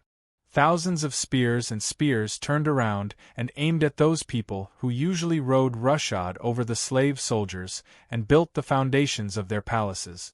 However, in times of war, they pushed the slave soldiers into the battlefield and made the slave soldiers risk their lives to protect their wealth.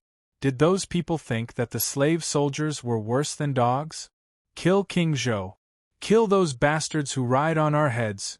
Kill those bastards who build the foundations of their palaces with our flesh and blood. Kill them. The enmity that the slave soldiers usually suppressed burst out. The few overseers in front of Xia Pingan didn't even need to wait for Xia Pingan to make a move before they were turned into meat paste by the thousands of spears. The slave army of more than 100,000 turned around like a tide and pointed their weapons at King Zhou's army. They roared and charged towards King Zhou's army. At this moment, the drums and horns of King Wu's army thundered. Right behind Lu Wang's cavalry, King Wu's army charged towards King Zhou's army with a deafening roar. In King Zhou's army of Shang dynasty, the tens of thousands of King Zhou's soldiers behind the 200,000 slave soldiers were dumbfounded when they saw the slave army in front of them turn around and charge at them. Their psychological defenses crumbled instantly.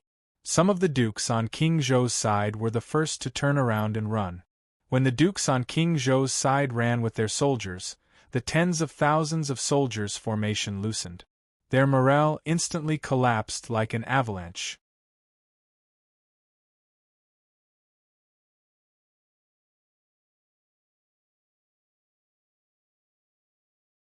Chapter 59. None of the slave soldiers around him knew how to ride horses, so Xia Pingan easily stole a horse from one of the officers. Riding on the horse, he followed the rest of the army and charged towards King Zhou's army. On a battlefield like this, it was easier for people to understand the true meaning of the phrase, "A defeated army collapses like a landslide." What was a landslide? It was the embodiment of the domino effect on the battlefield. The collapse of the slave army had directly defeated King Zhou's regular army, which was holding the rear. Once King Zhou's dukes began to run away, the entire army of King Zhou fell apart, and the morale of the army collapsed. King Zhou's 5,000 javelins were also defeated. After the javelins, the strong men who could lift oxen and throw stones also turned and ran. The 18 giants who held the burning wooden stakes were stunned for a moment, then turned and ran as well. In the field, King Zhou's army collapsed before they even came into contact with King Wu's army. People were running everywhere, and King Wu's army was chasing after the slave soldiers. The Shang dynasty, which had been passed down for more than 500 years, collapsed in the face of the slave soldiers' betrayal. In the field outside Zhaoga City, seeing the army collapsing, King Zhou's flag and chariot started to retreat into Zhaoga City. Xia Pingan rode on his horse and chased after King Zhou's flag. He had already abandoned his dagger axe. He grabbed a bronze sword and a whip and ran on his horse. With the sword in his left hand and the whip in his right, he chased after King Zhou's flag. At this point in time, Xia Pingan felt that the historical drama of the betrayal was over. He chased after King Zhou's flag because he wanted to see what King Zhou and Su Daji, who could bring chaos to the world, looked like. He wanted to satisfy his historical curiosity. At the same time, he also wanted to see if he could maximize the benefits of the slave soldier beads and create another perfect absorption. He had heard that although the slave soldier beads were the easiest to fuse, different summoners could summon different slave soldiers with different abilities. Some were strong and some were weak. Therefore, he could still give it a try. Xia Pingan brandished his long whip and long sword. Those who dared to attack him along the way were either lashed in the face by the long whip in his hand or cut down by the bronze sword. They screamed and fell to the ground. At a time like this, there were only a few people who dared to stop and wave their swords behind them. Most of the deserters left their backs open to the pursuing army. Very few of them dared to turn around and face the raging tide. Those who couldn't run away directly jumped into the river or knelt down to surrender. King Wu has ordered that only King Zhou will be killed. Those who kneel and surrender will be spared. King Wu's subordinate, L.V. Wang, and the cavalry led by L.V. Wang shouted from behind. Their voices spread throughout the field of wilderness. Hearing these voices, King Zhou's army quickly lost their will to resist. The bronze sword in Xia Pingan's hand only managed to slash a few people. After hitting the armor twice, the bronze sword was bent and the blade was broken. Xia Pingan threw down the bronze sword and only used the whip to whip his horse, closely chasing after King Zhou's banner.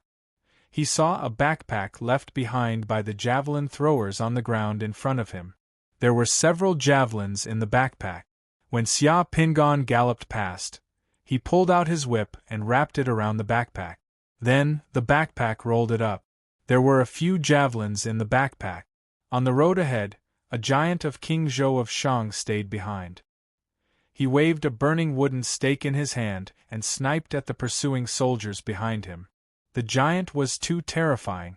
The wooden stake in his hand was like a pillar. It was 4 or 5 meters long and it was still burning. The giant swung the wooden pole, which was about 4 to 5 meters long, in the air, creating a whistling sound. Sparks flew in all directions. Just one swing of the pole was enough to smash King Wu's cavalry into meat paste or send them flying more than 10 meters away. There were a few people who rushed closer, but they were directly grabbed by the giant and their heads were bitten off by the giant's mouth. The cavalry's horses were afraid of fire. When they saw the burning wooden stake, they didn't dare to get close. For a moment, the road was in chaos. Only the angry roar of the giant could be heard. It was 1 against 10,000. Xia Pingan urged his horse to gallop and pulled out a javelin. 30 meters away, before he could get close to the giant, he used the momentum of his horse to throw the javelin in his hand at the giant. The giant's target was huge. Xia Pingan's javelin hit the giant's stomach. The javelin sank 2 feet into the giant's stomach. The giant screamed in pain, and the burning wooden stake in his hand fell to the ground. His legs bent and his huge body knelt on the ground. The giant pulled out the javelin from his body and glared at Xia Pingan. He threw the javelin at Xia Pingan. However, the giant was not good at using such delicate weapons. The javelin was more than a meter away from Xia Pingan's head. With a gust of wind, it flew more than 100 meters away. Seeing the burning wooden stake in the giant's hand finally fall to the ground, King Wu's chariots rushed up. The soldiers on the chariots held 4 to 5 meters long javelins and stabbed the giant's body. In the blink of an eye, the giant fell to the ground, covered in blood. Before the giant fell, Xia Pingan had already circled around the giant and continued to chase after King Zhou's flag. On the way from Mai to Chaoga, there were armors, carriages, and flags abandoned by King Zhou's army. The flags of the nobles who were once high and mighty were thrown on the road for people to trample on. King Zhou led his men and fled in a sorry state from outside the city. Before he could close the city gates, the scattered soldiers behind him swarmed in. The soldiers guarding the city ran away, and no one cared about the city gates anymore. The entire Chaoga city was in chaos. King Wu's cavalry had already rushed into the city and were shouting everywhere. King Wu has ordered that only King Zhou will be killed. Those who kneel and surrender will be spared. Xia Pingan rode his horse into Chaoga city, heading in the direction of the Deer Terrace Pavilion. Deer Terrace Pavilion was built by King Zhou with the strength of the entire country. He had spent 7 years, countless slaves had died, and countless money to build it. It was the most gorgeous super palace in the world. The entire Deer Terrace Pavilion was more than 2,000 meters long and wide. It was backed by Taihang Mountain, and the rare treasures of the world were gathered in Deer Terrace Pavilion. There were rugged rocks everywhere, vines, mushrooms, green bamboo, and towering pine trees. In the center of Deer Terrace Pavilion, there was a huge platform that occupied more than 100 acres. On the platform were magnificent houses and buildings that were 7 stories tall. It was indescribably luxurious. Xia Pingan, who had rushed into Deer Terrace Pavilion, was stunned by the gorgeous scene in Deer Terrace Pavilion. At this moment, he finally understood why there was such a record in the records of the Grand Historian: rich taxes to pay for Deer Terrace Pavilion. Deer Terrace Pavilion was a place where the wealth of the world was gathered for people to have fun. Inside Deer Terrace Pavilion, there were palace maids and eunuchs running everywhere. Those exquisite artifacts, beautiful jade, and jewelry were scattered everywhere. The guards had long disappeared. Seeing Xia Pingan charge into Deer Terrace Pavilion with his horse, the palace maids and eunuchs screamed and fled in all directions. No one dared to go forward. Everyone only cared about fleeing for their lives and sweeping up the treasures in Deer Terrace Pavilion. Amidst this chaos, when Xia Pingan urged his horse to charge to the 7-story high platform in the core area of Deer Terrace Pavilion where King Zhou was, the magnificent 7-story high platform was already ablaze with thick smoke rising everywhere. On the tallest building, a crazy figure was laughing loudly amidst the flames and smoke. The figure was covered in pearls and jade. As he drank fine wine, he constantly sprinkled fine wine, jewels, and silk onto the blazing flames around him. "Ha ha, all of you will be buried with me, all of you will be buried with me." King Zhou's wild laughter came from the tall building. That was King Zhou.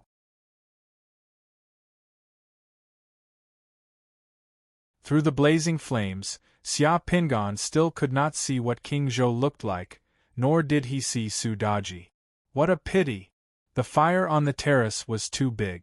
Xia Pingan grabbed a javelin beside him and threw it with all his might at King Zhou's figure amidst the flames and smoke. The moment the javelin entered the flames and smoke, before Xia Pingan could see if it had hit, the entire world of the realm pearl shattered at the same time, turning into a mist of light.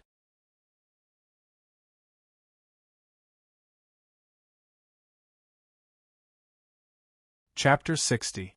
The world of the realm pearl shattered, and Xia Pingan's consciousness appeared in the secret mandala in his sea of consciousness in the blink of an eye. The temple in the middle of the secret mandala seemed to have grown larger. The number of balls of divine power floating above the caisson dome of the temple had increased to 85 balls. On the night of the brain-eating insect's main body, Xia Pingan had only used 5 points of divine power, so he still had 65 points of divine power left. At this moment, after fusing with the realm pearl, his divine power had increased by 20 points, so he now had 85 points of divine power available, and the upper limit of divine power was 90 points. In addition to the extra 20 points of divine power, in the temple in front of him, on the left side of the stairs opposite the 3 white jade reliefs of the Chou clan and the Shenong clan in Swearin, there was a new granite wall. There was a large relief on the wall, and the story of the relief was about the betrayal of the enemy. On the large granite relief, the scene of the Battle of Mai was vividly reproduced. The characters in the relief were vivid and lifelike, and in the relief there was a slave soldier. It was exceptionally vivid, and its color was different from the other characters in the relief. The slave soldier was in the center position of the granite relief, holding a long spear in both hands and carrying a few javelins on its back. The slave soldier was pointing at King Zhou's flag, which was tilting and fleeing in the distance, and a giant blocking the way and shouting something. Xia Pingan had seen slave soldiers several times, but when he looked at the new relief, he felt that it was different from the slave soldiers summoned by Mo Yanshao, Li Yunzhou, and the others. The slave soldiers summoned by young Master Moyan and the others were all wielding long spears. However, the slave soldier in front of them was wielding a long spear and had a javelin on its back. Their weapons and equipment were completely different. The divine power that Mo Yanshao and the others obtained after fusing with the Realm Pearl was usually between 10 and 15 points. Very few people could break through 16 points, but the divine power that he obtained was 20 points. There was no doubt that this was a perfect fusion. After taking a look at those floating divine light balls above the caisson well, Xia Pingan thought for a few seconds before sending them towards the relief sculpture of slave soldier and merging with it. After fusing with 10 points of divine power, the engraving on the slave soldier started to glow, and the slave soldier came to life. A sturdy slave soldier holding a long spear and carrying a javelin walked out of the granite reliefs and bowed towards the 3 foundation relief. After that, he walked out of the Hieron and came to the tribal village that looked like an ink painting.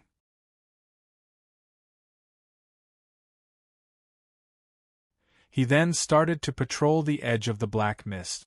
This was the first time Xia Pingan had summoned a character from the secret mandala.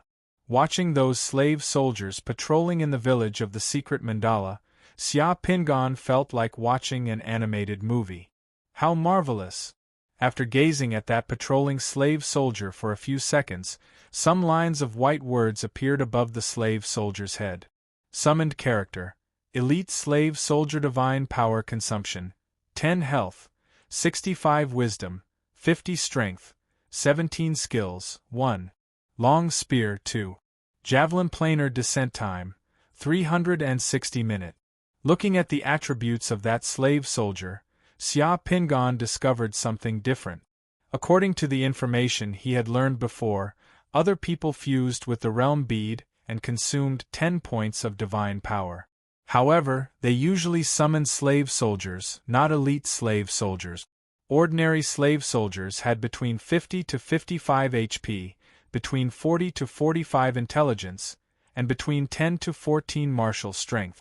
They only had one skill, either a spear or a dagger. However, the elite slave soldiers he summoned had an additional skill, throwing spear. Planar descent time was the time it took to summon a character from the secret mandala to the real world. Ordinary and elite slave soldiers had 360 minutes, or 6 hours. Of course, this 360 minutes referred to the longest time a slave soldier could exist without being attacked. If it was in battle, the summoned slave soldier might die in a few minutes. Slave soldiers summoned to the real world could not be reused to return to the secret mandala. All summoned characters could only be summoned once. Some characters could be summoned many at once. However, some special characters could only be summoned one at a time. Looking at his remaining 75 points of divine power, Xia Pingon summoned 3 elite slave soldiers at once. After the 2 elite slave soldiers were summoned, they bowed to the 3 white jade relief. Then, they walked out of the temple and formed a small team with the first elite slave soldier. They began to patrol the ink-painting tribal village. The originally monotonous secret mandala suddenly became lively with people moving around. Divine power remaining, 55 points. Xia Pingon thought for a while. Then, he consumed 5 points of divine power and summoned a farmer from the Shinnon clan's relief. Summoned character: Farmer divine power consumption, 5 health, 60 wisdom, 45 strength, 3 skills, 1. Farming 2. Silkworm rearing 3. Tea picking plain descending time, 720 minute. The summoned farmer bowed to the 3 white jade relief. Then, he walked out of the temple and went to the farmlands outside the tribal village. He found a piece of farmland and began to work. Interesting. Xia Pingon summoned another craftsman. Summoned character: Elite craftsman divine power consumption, 6 health, 60 wisdom, 55 strength, 3 skills, 1. Making farming tools 2. Making linen 3. Making arrows 4. Making pottery 5. Cooking salt 6. Making zither 7. Woodworking plain descending time, 1080 minute. This elite craftsman seemed a little different from ordinary craftsmen. When he fused with the God Realm bead, he basically recreated all the tools invented by the Shinnon clan. Therefore, he was able to summon the elite craftsman. The summoned elite craftsman also bowed to the 3 reliefs in the temple. Then, he walked out of the temple and came to a small workshop in the tribal village. After summoning the elite craftsman, he still had 44 points of divine power left. Xia Pingon thought for a while. He might as well go all out. He directly summoned the pharmacist from the Shinnon clan relief. Summoned character: Level 1 pharmacist divine power consumption, 12 health, 68 wisdom, 61 strength, 5 skills, refining level 1 medicinal pills. Plain descending time, 1080 minute. The summoned pharmacist looked somewhat sage-like. He had an elegant temperament. After bowing to the 3 reliefs, he left the temple and came to a small courtyard in the tribal village. He carried a basket on his back, put on a bamboo hat and picked up a hoe. Then, he directly walked into the black fog. It seemed like he was going to pick herbs. Too miraculous. Xia Pingon was dumbfounded. The people who were summoned to the secret mandala seemed to be real. He still had 32 points of divine power left. Xia Pingon continued to use 12 points of divine power to summon 3 fireballs to float in the temple. In the end, there were only 20 points of divine force left in the caisson well of the temple. Seeing that it was about time, Xia Pingon withdrew his consciousness from the secret mandala and opened his eyes. Xia Pingon opened his eyes. The time on the electronic clock in the training room was 11:41 a.m. With the perfect fusion of the realm pearl and the baptism of the 20 points of divine power, Xia Pingon felt that his physique had unknowingly improved. Xia Pingon was in a good mood. It was almost lunchtime. Xia Pingon got up and directly opened the door to the room. He walked downstairs to the dining room. On the way to the dining room, Xia Pingon thought that if he had more realm pearls, with his understanding of the world within the realm pearl, his strength would soar like a rocket. How to obtain more realm pearls became the key to improving his strength. It seemed that he had to find time to chat with the director and the others to see if there were any other channels to obtain realm pearls other than the Committee of Order. Xia Pingan secretly made up his mind. When he arrived at the dining room, the exaggerated HFI equipment in the dining room was playing pop songs. Only Tu Polu and Li Yunzhou from the Special Operations Division came here. Xia Pingan took some food and sat opposite Tu Polu. Tu Polu glanced at Xia Pingan. After Xia Pingan sat down, he glanced at Xia Pingan for some reason. He seemed to have sensed something and his eyebrows twitched. You fused with the realm pearl? Yes, the director gave me a realm pearl this morning. I just fused with it, Xia Pingan replied. Comparisons are odious, Tu Polu muttered. When I first came here, I worked for half a year at the Committee of Order before the provincial department allocated one realm pearl. You've only been here for less than a month and you already have one. As he spoke, Tu Polu stuffed a chicken drumstick into his mouth. His mouth moved violently twice. When he pulled his hand back again, he only took out a chicken bone. The speed at which he ate the drumstick made Xia Pingan stunned. Don't be envious. If you also fused with the realm pearl of divine fire perfectly and mastered the soul-pacifying banner, perhaps the provincial department would also give you the realm pearl of divine fire in a month. Li Yunzhou chuckled. After a few more minutes, almost all the people from the Special Operations Division arrived at the restaurant. Xia Pingan also saw the three colleagues who were on vacation or on missions. The middle-aged man who wore gold-rimmed glasses and always dressed like a gentleman was the most senior summoner at the National Committee of Order in Xianghe City. His name was Chen Yixing. The handsome man with sharp eyes and visible tattoos on his neck was Long Guiyuan. The domineering red-haired beauty who was like a ball of fire was LV Na. When Li Yunzhou saw LV Na, he was as timid as a quail. Like a mouse that saw a cat, he wanted to shrink his head into his neck. He lowered his head and didn't even dare to look at LV Na. When LV Na arrived, Li Yunzhou quickly slipped away. Mo Yanshao also introduced Xia Pingan to the three of them. It was only a meal, but everyone got to know each other. Chen Yixing laughed and said when he would take Xia Pingan to earn some extra money. LV Na looked at Xia Pingan with sparkling eyes. She seemed to be very interested in Xia Pingan. I didn't think that there would still be a summoner virgin in this era. How rare. LV Na stared at Xia Pingan for a moment and suddenly said this. Xia Pingan spat out the soup in his mouth. He immediately choked and started coughing. The entire restaurant instantly became quiet. A group of people looked at Xia Pingan strangely. Even Enqing and Fong Lingshan looked at Xia Pingan strangely. F***CK. Does this LV Na have such a superpower? Why haven't I heard of it before? Looking at Xia Pingan's eyes, LV Na smiled and shrugged. Don't look at me like that. I don't have such an awakened superpower. I was just tricking you. I didn't think that you really did it.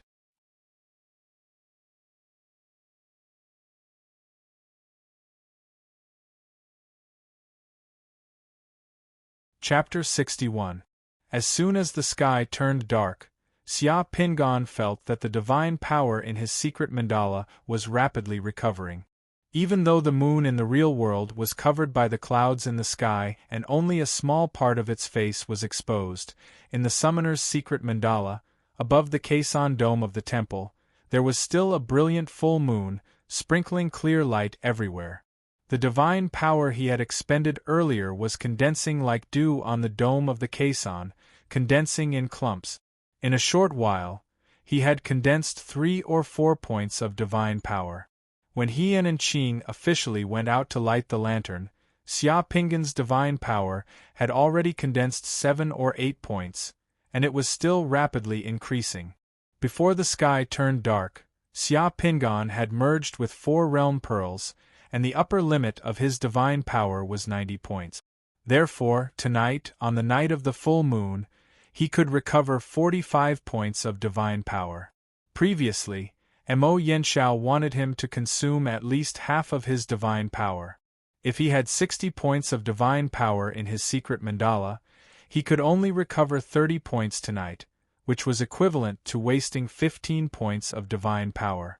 The excess divine power from before could be converted into summoning characters and spells in the secret mandala, and stored in the secret mandala. If the secret mandala could not store them, then it would be another matter. However, Xia Pingan had tried before and found that the number of summoning characters and spells he could store in the secret mandala was far from the storage limit of the secret mandala, so there was no need to worry. Anqing drove her Ferrari 599 out of the Committee of Orders gate like the wind, and got on the highway around Xianghe City. Not knowing if it was because of what happened during lunch, Xia Pingan always felt that Anqing was looking at him strangely, and he could not help but pretend to be calm. Anqing, laugh if you want. It's not good for your health if you hold it in for too long. Xia Pingan said to Anqing, it's not a shameful thing. Anqing finally laughed, looked at Xia Pingan, and asked curiously, have you really never had a girlfriend before? It's normal. The children of the poor take care of the family at an early age. I have to work to earn money and raise my sister. I don't study much. The garage is full of men. The only woman is the cashier. I'm already a grandmother. I don't have the time or opportunity to find a girlfriend. Xia Pingan said calmly. Anqing was slightly stunned. She seemed to have thought of Xia Pingan's background and smiled apologetically. I'm sorry, I didn't expect that. It's okay, I've been single for so many years, I'll get used to it, single dog. Anqing couldn't help but laugh. Your self-mockery is quite interesting. After saying that, Xia Pingan remembered that there was no such thing as a single dog in this world. Well, I guess so.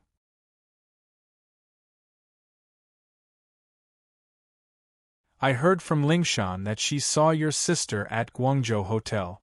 She's quite a cute girl. Xia Pingan shook his head and said helplessly, you're not cute anymore when you grow up. All you want to do is introduce girls to me. So annoying. You're sensible now. Chatting with Anqing always made people feel warm and comfortable. After chatting for a while, Xia Pingan asked Anqing, where are we going to light the lanterns tonight? In the car. Xianghe City has been quiet for a while. In the car. After killing that Demon Eyes member, Xianghe City has been relatively calm for the past 2 days. Let's light up and patrol. In the past, the lamplighters would wander around the city with a lamp when they patrolled at night. Now we can't patrol at night like the ancients. If we wander around the city with a lamp, we might be treated as crazy and scare children. Moreover, the city is too big. We might not be able to walk around all night, so let's sit in the car and wander around the city a few times tonight. That's a good idea. Anqing explained to Xia Pingan, the helicopter mission doesn't have enough time to stay in the air, and it's very noisy. We also have an airship that can light the lanterns, but the airship is too big a target in the air. It's easy to be discovered by people on the ground. That's why it's sometimes used to scare people or ordinary people. It has a symbolic meaning, so it's more convenient to drive. Oh, I see. Then I can light the lantern now. Do you know how to light it? I know, Xia Pingan said as he took out his lantern. Inject a little of your divine power into the lantern, and the lantern will light up. The feeling of lighting the lantern is quite wonderful. Try it. Xia Pingan was fully armed when he came out to light the lantern tonight. In addition to the pistol and steel whip, he also brought his lantern. As soon as Anqing finished speaking, Xia Pingan took out the heart lantern from an equipment bag that he carried with him. The heart lantern was a magic item that was given by the Committee of Order. The so-called magic item was an object that had its own supernatural effect. This kind of object could not be made by any factory or laboratory. The only people who could make magic items were the summoners who had advanced to a special profession. Looking at the lantern in his hand again, Xia Pingan felt that he had seen the design of this lotus lantern before. It was too familiar. This lamp was divided into 3 parts: the base, the handle, and the lamp holder. The base and the handle were connected together, covered with a lotus seat, decorated with lotus petals. The base of the base was decorated with a beaded pattern. The lower part of the handle was decorated with a honeysuckle pattern, and the upper part was decorated with a lotus flower to support the lamp holder. The lamp holder's lips were slightly restrained, and the base of the lamp was decorated with a lotus flower.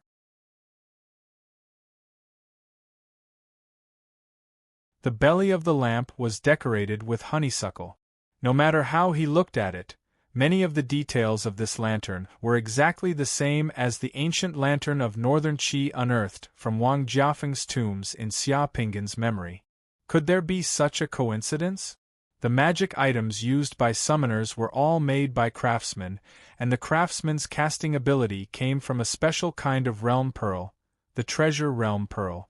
Xia Pingan had not seen the treasure realm pearl, but he heard that summoners who successfully fused with it would obtain the powerful ability to cast certain magic items, and directly advance to craftsmen.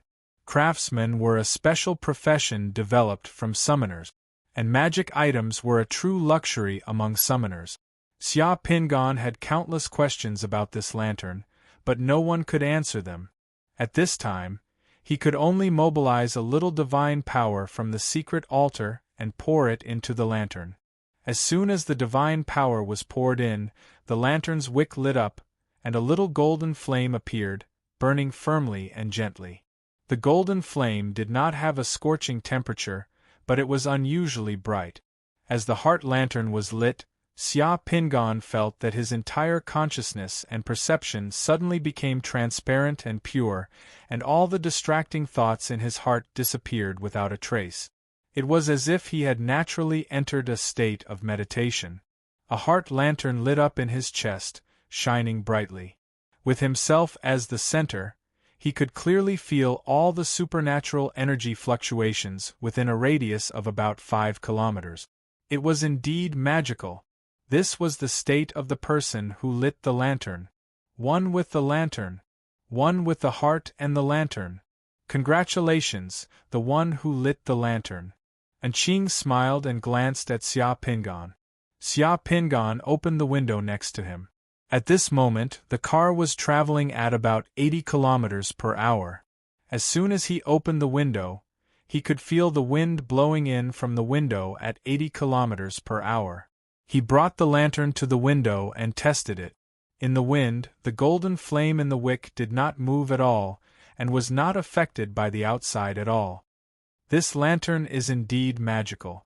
It's impervious to wind and rain. No wonder it's a celestial item. Xia Pingan closed the window again. Of course. As Anqing spoke, her car had already driven off the road and stopped at the side of a wetland park by the side of the road. We'll guard here for 2 hours and take a look. If there's nothing wrong, we'll change to another place. In these suburban parks there are a lot of people coming at night, and the people entering the park are sparsely distributed. There are many places in the park that don't have surveillance equipment. This is an area with a high incidence of special events. At night, the wetland park was also very lively. There were many cars parked by the roadside.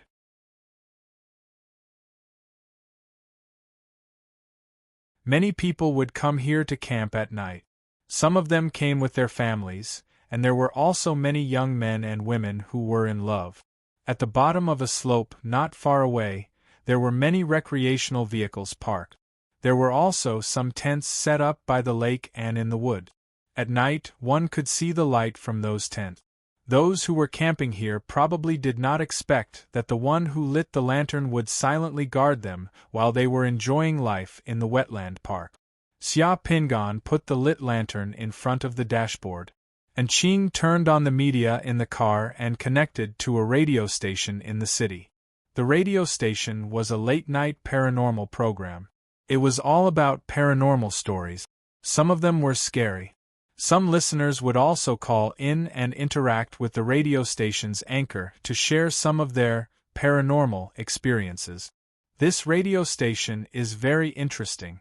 2 years ago, the Committee of Order of Xianghe City discovered and dealt with several special public security incidents. They all got their clues from here. Many ordinary people who encounter some special supernatural events will categorize them as supernatural events. Instead of choosing to call the police, they will share it here with others. When they come out to patrol at night, they can listen to it. It's not only to pass the time, but also to find something. The Intelligence and Information Center will collect and analyze the stories in these radio programs. And Qing said to Xia Pingan. Xia Pingan nodded. By the way, Qing, I want to ask if we have any other channels to obtain the boundary bead other than the one issued by the Committee of Order? Of course, there is a secret market for summoners in Xinchuan. It will open regularly. As long as you have money, you can buy other boundary beads in the market. Many summoners will bring things they don't need to the market to exchange. As soon as he heard Qing's words, Xia Pingan's spirit was lifted. This was indeed good news for him.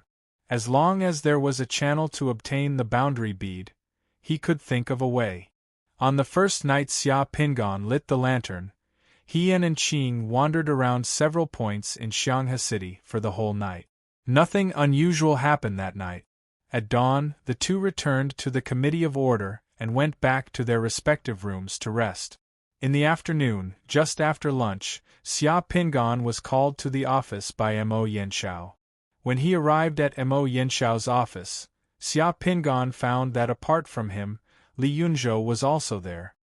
Okay, since everyone is here, I'll officially inform you that the provincial department has just sent a transfer order to officially establish the Demon Suppression Guard. Only the two of you from our Special Operations Division have been transferred by the provincial department. Report to the provincial department in Xinchuan tomorrow morning. Mo Yanxiao said to the two of them.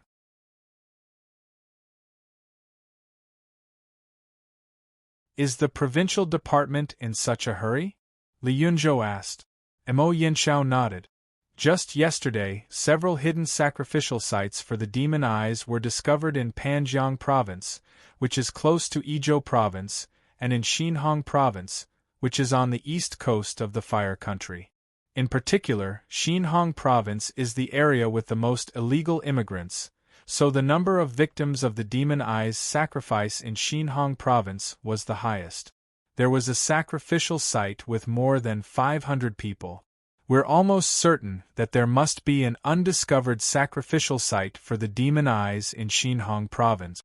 The situation is not optimistic.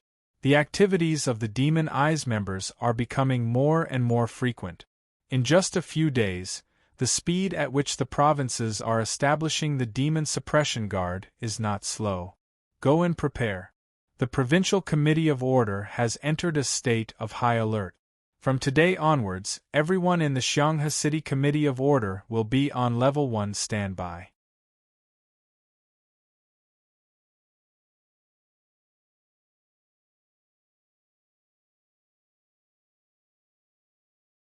Chapter 62. On Wednesday morning, a Falcon helicopter sent Xia Pingan and Li Yunzhou, who were carrying their luggage and equipment boxes, to the Public Order Committee's Xinchuan department. In addition to a few sets of clothes and combat uniforms, Xia Pingan also brought his pistol and Black Cobra steel whip in his equipment box. He also received 500 pure silver bullets and 100 ordinary steel core bullets in one go. This time, Xia Pingan clearly felt that the atmosphere in the provincial department was much more tense than the last time he came. Although the interval between the last two visits was only a few weeks, the helicopter landing pad of the provincial department was unusually busy. Helicopters from the Committee of Order from other places in Xinchuan constantly took off and landed, sending people down one by one. Xianghe City only sent 2 people, while some helicopters had 7 or 8 people coming down at once. In the military base behind the provincial department, Fighter jets, drones, and armed helicopters flew across the sky from time to time. The entire Committee of Order's Xinchuan Provincial Department was filled with a tense atmosphere, as if a war was about to come. The two of them quickly walked towards the reporting office not far away. There was a bright sign outside the reporting office that said, Ejo Demon Guard Organization, Reporting Office. The people who just got off the helicopter went there to report. Senior, are there so many summoners from the Committee of Order in other cities? Can they transfer 8 at a time? Xia Pingan asked. More or less. The number of summoners in our Special Operations Division has always been the lowest in Ejo Province. Some cities' Committee of Orders Special Operations Division have at most 20 to 30 summoners. It's not a problem to transfer 7 or 8 summoners in special situations. Li Yunzhou glanced at the 7 or 8 people who came down from a falcon in the distance and acted like a senior. They should be from Shangyun City. Shangyun City's Committee of Order has the largest number of summoners. I've never heard of Shangyun City having a lot of space invaders. You don't know this, but some summoners have a lot of freedom. Some summoners are used to cooperating with their partners and have developed tacit understanding and trust. They have their own various tactics and fighting styles. There are husband and wife groups, brothers groups, family groups, and even small groups. These summoners don't transfer one person but a few. Shangyun City happens to have 2 small groups of summoners, so they have the largest number of summoners. The people who were transferred here this time should be from one of the small group. They look very strong. While they were talking, the 2 of them arrived at the reporting office. They signed their names and each received a key. The key was the key to everyone's dormitory here.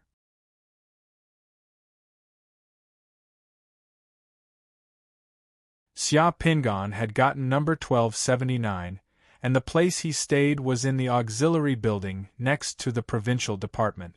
The auxiliary building was more than 20 stories high, and the grayish-white granite walls were matched with black glass. It looked very proper, just like a hotel. Xia Pingan and the others arrived at the provincial headquarters at 8:56 a.m., a few minutes earlier than the time required by the provincial headquarters. According to today's reporting procedures, the 2 of them received their dormitory keys and went to their respective dormitories to put down their luggage. Then, at 9:30 a.m., they had to go to the conference hall on the 2nd floor of the station for a meeting. The annex building looked like a hotel from the outside, but when they entered, they found that it was really similar to a 5-star hotel. They entered the annex building by scanning their faces. Inside, they saw a luxurious lobby. The sunlight from the top floor could penetrate the lobby. There were 2 rows of more than 20 elevators on both sides of the lobby. In the middle of the building, there was a circle of steel pipes, like a flagpole, extending straight from the lobby to the top floor. It looked very strange. Don't look at it.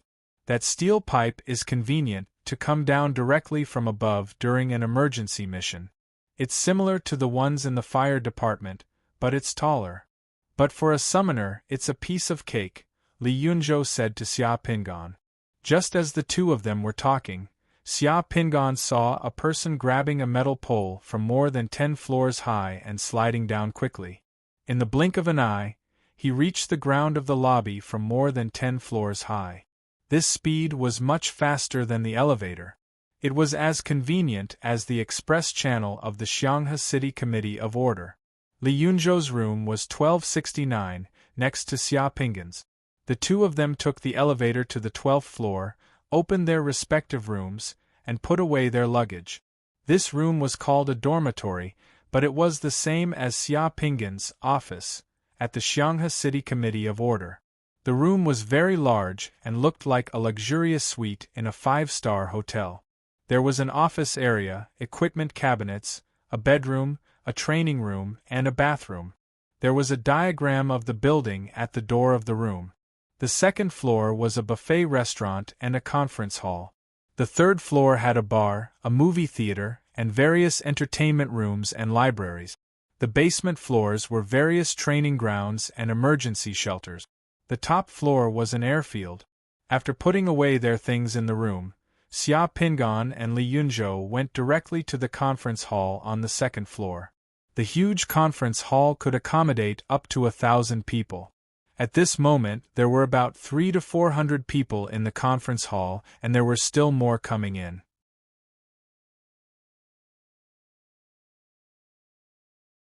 Li Yunzhou. Xia Pingan and Li Yunzhou had just arrived at the conference hall when Xia Pingan heard someone calling Li Yunzhou's name. The two of them turned around and saw a tall and handsome man in a black suit walking towards them.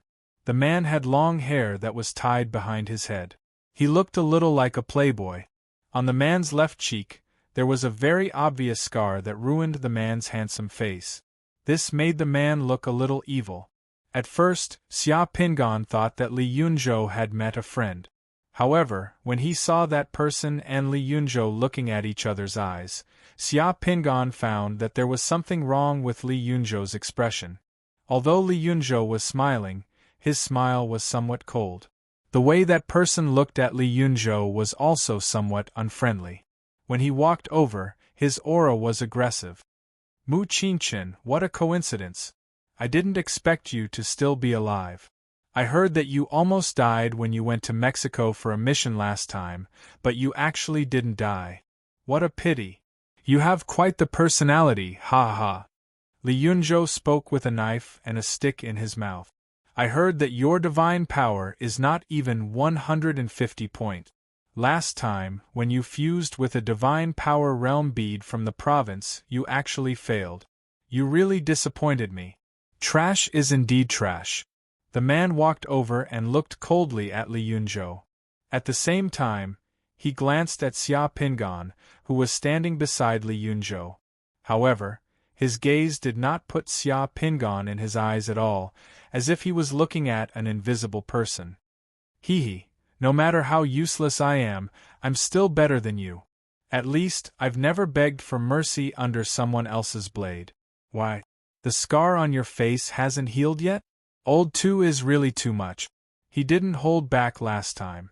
That blade of his was an artifact, and the wound couldn't heal. He actually disfigured you. I think Old 2 should have cut your right cheek as well. The man's face instantly darkened. Tell Tu Polu that I'll definitely return this blade to him. Tell him to wait. And Mo Yenshao, we still have a long way to go. If you have the guts, say that to Old 2 face to face. The man smiled sinisterly. There was a trace of arrogance and a trace of threat in his tone. I forgot to tell you that I just fused with a treasure realm bead some time ago, and can already forge a magical artifact longsword. I just joined the magical artifact department of the Committee of Order a few days ago. In the future, we still have a long way to go. I'll slowly play with you. Hearing this, Li Yunzhou's expression changed slightly. The man looked at Li Yunzhou and then glanced at Xia Pingan, who had been silent all this time. With a trace of a cold smile, he walked past the two of them to the front and sat in the first row of the conference room. Li Yunzhou and Xia Pingan sat at the back of the conference room. Senior, what's up with that man called Mu Qinchin? As soon as the two of them sat down, Xia Pingan took out his phone and sent a message to Li Yunzhou. It couldn't be helped. This conference room was full of summoners, and their senses were too sharp. Even if he whispered here, half of the summoners in the conference room could still hear him. Therefore, in comparison, sending a message to Li Yunzhou sitting next to him was less eye-catching. Seeing the message on his phone, Li Yunzhou looked at Xia Pingan approvingly, and then quickly replied to Xia Pingan. That man called Mu Qinchin is a scumbag among the summoners. He was Enqing's ex-boyfriend. In order to climb up the social ladder, he almost killed Enqing on purpose during a mission. He portrayed himself as an affectionate man, and we went to find him to settle the score. Old 2 was so angry that he found him to be a whore and set up a monument for his chastity. He stabbed him in the face and almost killed him. In the end, the director covered up this matter. That guy and the Special Operations Department of the Xianghe Committee of Order are at odds with each other. Looking at the message on his phone, Xia Pingan was also stunned. He didn't expect the process to be so complicated. Such a thing actually happened to the Sunny and Qing, and she was almost killed by this scumbag. What kind of rich and powerful family is worth this man doing this for? It's a big family in Izhou. Their surname is Gao. Their ancestors were demon guards, and their descendants have great influence in Izhou. They have people in both political and business circles. This time, the Izhou demon guards are recruiting summoners. Many of the summoners are not from the Committee of Order. Many of them are actually freelance summoners trained by the families themselves, and members of some legal summoner organizations. The latter is actually more in number. You should be careful when you see that scumbag in the future. If he knows that you're with me, he might seize the opportunity to mess with you. The Gao family? Xia Pingan immediately thought of the famous people in both political and business circles with the surname Gao that could often be heard in Izhou.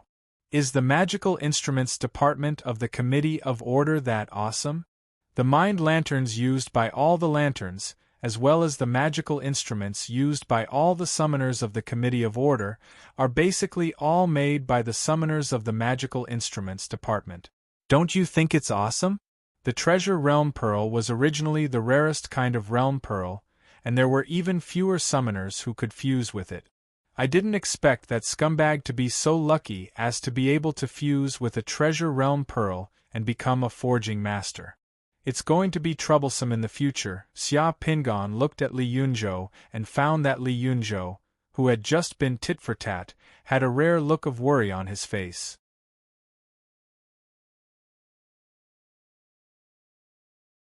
That Mu Qingchen seemed to be really difficult to deal with now.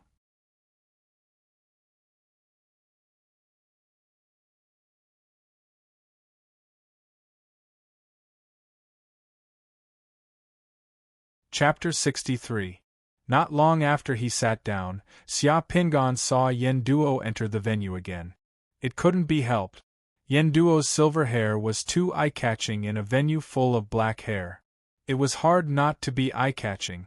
Yen Duo swept his gaze over the venue and saw Xia Pingan. He raised his eyebrows at Xia Pingan and greeted Xia Pingan with his eyes. Then, he sat down in the first row. Most of the summoners who came here were between 20 and 40 years old. They were in the prime of their lives. Yen Duo was the only one with white hair sitting below. Summoners kept entering the venue. After a short while, there were already 700 to 800 summoners in the venue. Many of the people who came here knew each other. Li Yunzhou kept greeting and nodding to the people who came to the venue. Xia Pingan was a little surprised. He didn't expect the provincial ministry to recruit so many summoners this time. Izhou was really a place full of crouching tigers and hidden dragons. When it was 9:30, the venue suddenly became silent. Then, an extremely gentlemanly old man holding a cane calmly walked into the venue. When they saw the old man enter, everyone in the venue suddenly stood up. Xia Pingan also stood up. He hadn't seen the old man with his own eyes before, but he had seen it in the information Li Yunzhou gave him. The old man's name was Wang Shihe. He was a member of the Great Fire Country's National Committee of Order, the chairman of the Izhou Province's National Committee of Order. At the same time, he was also one of the most powerful figures in the Izhou province. He was the direct superior of his direct superior. In the Izhou Province's Committee of Order, people only had one title for Wang Shihe, Old Man. The old man was a powerful summoner. He was probably the most powerful summoner in the Izhou province. When the old man was young, he had broken into the British Isles, which had already become a magical land, alone and escaped unscathed. He had a good reputation among the summoners in the world. The reason he worked in the Izhou province was because the Izhou province was his hometown. The old man had been the chairman of the Izhou province's National Order Committee for many years. The National Order Committee of the Izhou province had obtained more and more realm beads and god power pills from the higher-ups year after year. Their funds had also increased year after year. Every year, the number of summoners that the Izhou province had nurtured through the normal college entrance examinations had also increased year after year. In the Izhou province, the old man with the dragon-headed cane was a mountain. "Sit down." The old man walked up to the podium, scanned the audience, and said softly. Everyone in the hall sat down at the same time. The old man turned around and pointed at the huge display screen behind him. Photos suddenly appeared on the huge display screen. Those photos were all photos of the demon's eye sacrificial ceremony. Among them, the 3 demons' eyes found in Xianghe City were also in the photos. Adding up the other demons' eyes, there were dozens of them, big and small. The photos were shocking, and the atmosphere in the conference room instantly became solemn. This is the reason why I called everyone up to form the Izhou Demon Suppression Guard again. The old man didn't waste any words. His gentle and mellow voice echoed throughout the conference room. For the past tens of thousands of years, although the battles and wars have never stopped, but in the coming period of time, the situation in the Yi province and the entire Yan country might become extremely severe. The Yi province demon suppression guards this time will be the same as before, a temporary organization set up for a special period of time. Once the crisis is resolved, it will be disbanded. The demon suppression guards will be organized in a chain and missions will be issued by the War Intelligence Center. I will personally assume command of the Yi Province Demon Suppression Guards, and from this moment onwards, all of you will be a member of the Yi Province Demon Suppression Guards and will be stationed in the Yi Province Provincial Headquarters of the Order Committee for half a year. Military administration will be implemented, and you are not allowed to leave the base without any reason. No one raised their hand in the conference room. It was quiet for a few seconds. Dismissed. The old man was straightforward and ordered the disbandment. Then, he left the conference room with his dragon-headed cane. This meeting was too fast and straightforward. It took less than 3 minutes from the time the old man came in to the end. The Demon Suppression Guard's chain organization was a flat organizational model based on modular personnel based on missions. With this organization, except for the old man, everyone else was just a flexible chain ability module in the Demon Suppression Guard. When there was no mission, everyone was a pile of building blocks without any fixed position or direct leader. Once a mission arrived, the Demon Suppression Guard's War Situation Center would flexibly combine different chain ability modules to complete different missions according to the difficulty and nature of the mission. Once the mission was completed, the chain would disperse, and the organizational model would return to flat. The summoners in the conference room began to leave one after another. In the next 6 months, unless there was a mission, everyone had to stay in the provincial base and be on standby at all times. The advantage of the chain organization is that it's not bureaucratic and is highly efficient. Everyone in the Demon Suppression Guard can be flexibly combined. Generally, those with strong abilities will be assigned important missions first. Those with average abilities will just participate in the operations of the main force. Li Yunzhou and Xia Pingan walked out of the conference room. Li Yunzhou continued to pretend to be a big shot in front of Xia Pingan as he walked. It's very tiring for people like me to come here. From now on, I have to be ready to accept missions at any time. The two of us might not be assigned together. As a newcomer, you have to slowly adapt yourself. There are many training grounds in the base. When you're free, you can slowly improve and learn other skills here, such as driving, diving, and so on. It's very meaningful. Why don't I bring you to the training grounds to take a look? Xia Pingan's phone vibrated. He took it out and looked at it. He immediately said to Li Yunzhou, "Senior, I'm sorry. I just received a mission. I won't be going to the training grounds. I have to gather." Li Yunzhou choked on the words in his throat. He glanced at Xiaoping's phone and saw that the Committee of Orders mission window had indeed popped up. It showed that Xiaoping had just been assigned to Group D and had begun his mission. He had to gather with the other members of his group. Your mission is here, go. Li Yunzhou could only say awkwardly. He was just bragging a moment ago. He didn't expect Xiaoping to receive a mission so quickly. Xiaoping and Li Yunzhou separated. The built-in mission program on the phone created a mission platform called Group D in the blink of an eye. There were only 2 people in the mission platform database. One was Xiaoping and the other was Yen Duo. There was a flag behind Yen Duo's name, which meant that Yen Duo was the person in charge of Group D. Come down and meet me at the entrance of the auxiliary building. Yen Duo sent a message. Is that guy here to borrow money from me? This thought popped up in Xiaoping's mind, but he rejected it in the blink of an eye.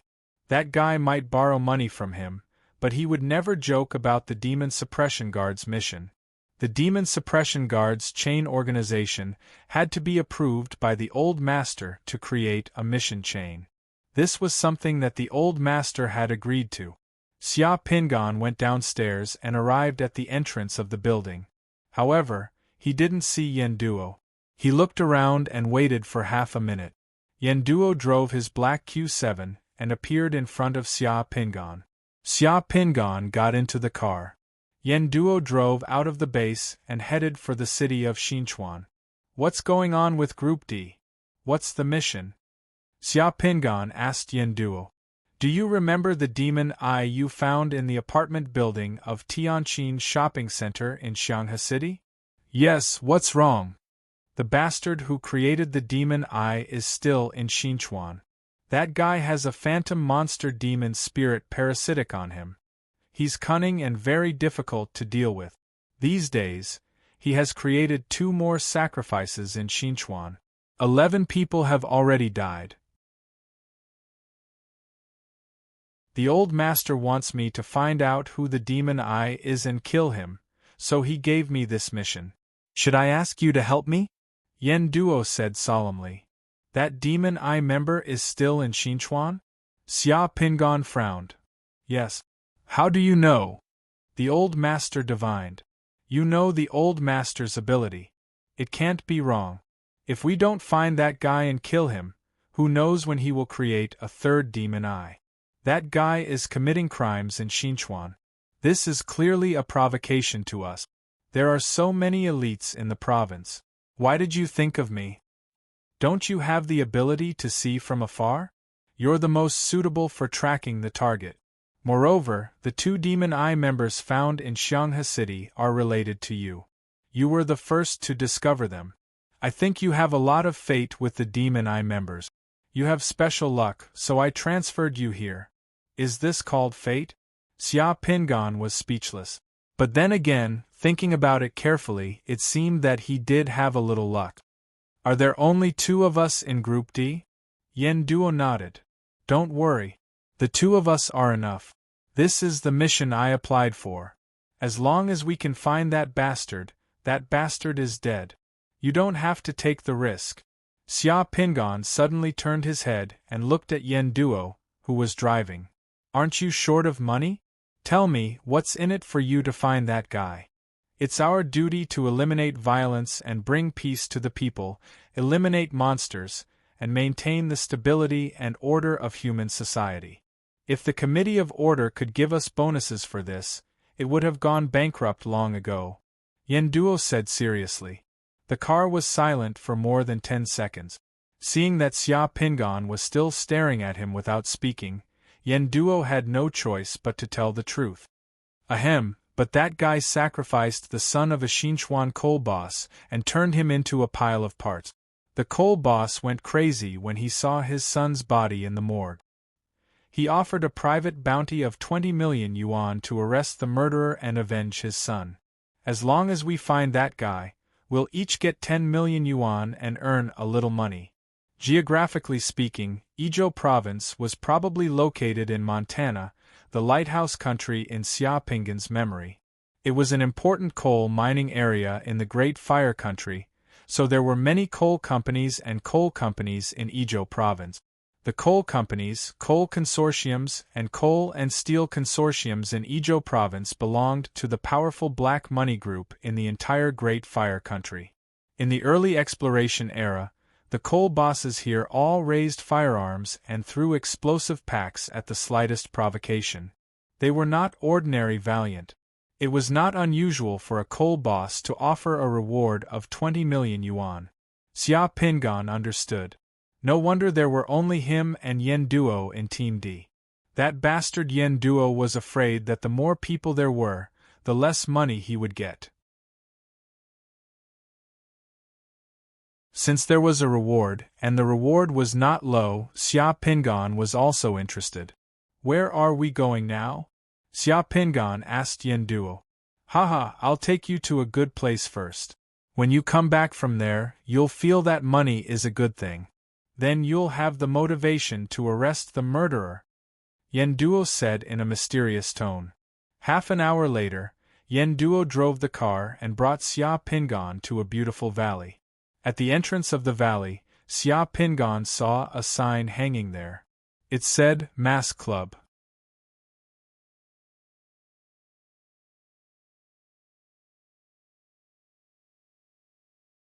Chapter 64. The car passed through the security check and entered the gate in the valley. Xia Pingan looked around and found that the environment was quiet and there were very few people. Except for a few buildings in the valley, there was almost no one else here. He couldn't help but ask curiously, what is this Mass Club? The Mass Club is a place for summoners in Ijo province to exchange and meet. Those who can join this club are all summoners in Ijo province. You can buy a lot of things here that you can't buy outside. Yen Duo raised his eyebrows at Xia Pingan and smiled mysteriously. Xia Pingan understood as soon as he heard that. This was probably the secret bazaar in Xinchuan that Enqing had told him about before. This is the secret bazaar for summoners in Xinchuan? Yes, you've heard about it before. Yen Duo nodded and glanced at Xia Pingan. He didn't look too surprised. I've heard of such a place in Xinchuan before. It's here. The secret bazaar in the entire Ijo province where you can openly buy the boundary beads is here. Yen Duo's Q7 had already driven into a bamboo forest and stopped in front of a parking space. The membership fee to join the Mass Club is 1 million a year, but it's definitely worth it. Today, I've brought you here to see it, so you'll have the motivation to make money. Yen Duo stopped the car and the two got out.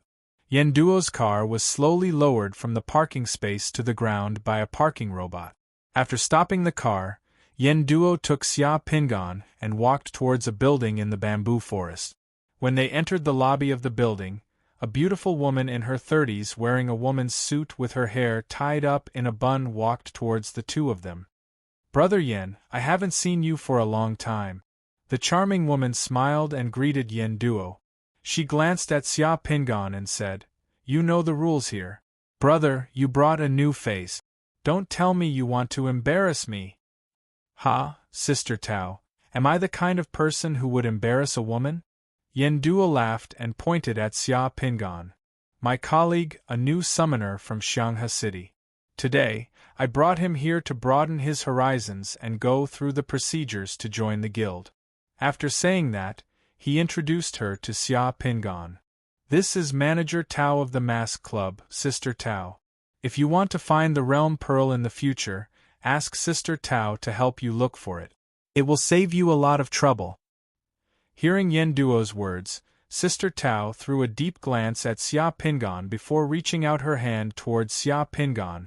Hello, I'm Tao Wen, the head of Face Club in Ijo province. May I know your name? My name is Xia Pingan, nice to meet you. Xia Pingan politely shook hands with the amorous young woman. Sister Tao, take him to complete the procedures. I'll wait for you here. Yen Duo said from the side. Okay, Mr. Xia Pingan, please come with me. Tao Wen made a gesture of invitation and led Xia Pingan to the house next door. 1 million, this was not a small amount. However, Thinking that he could buy other realm pearls here, Xia Pingan did not hesitate anymore. He just happened to have more than 7 million on his card.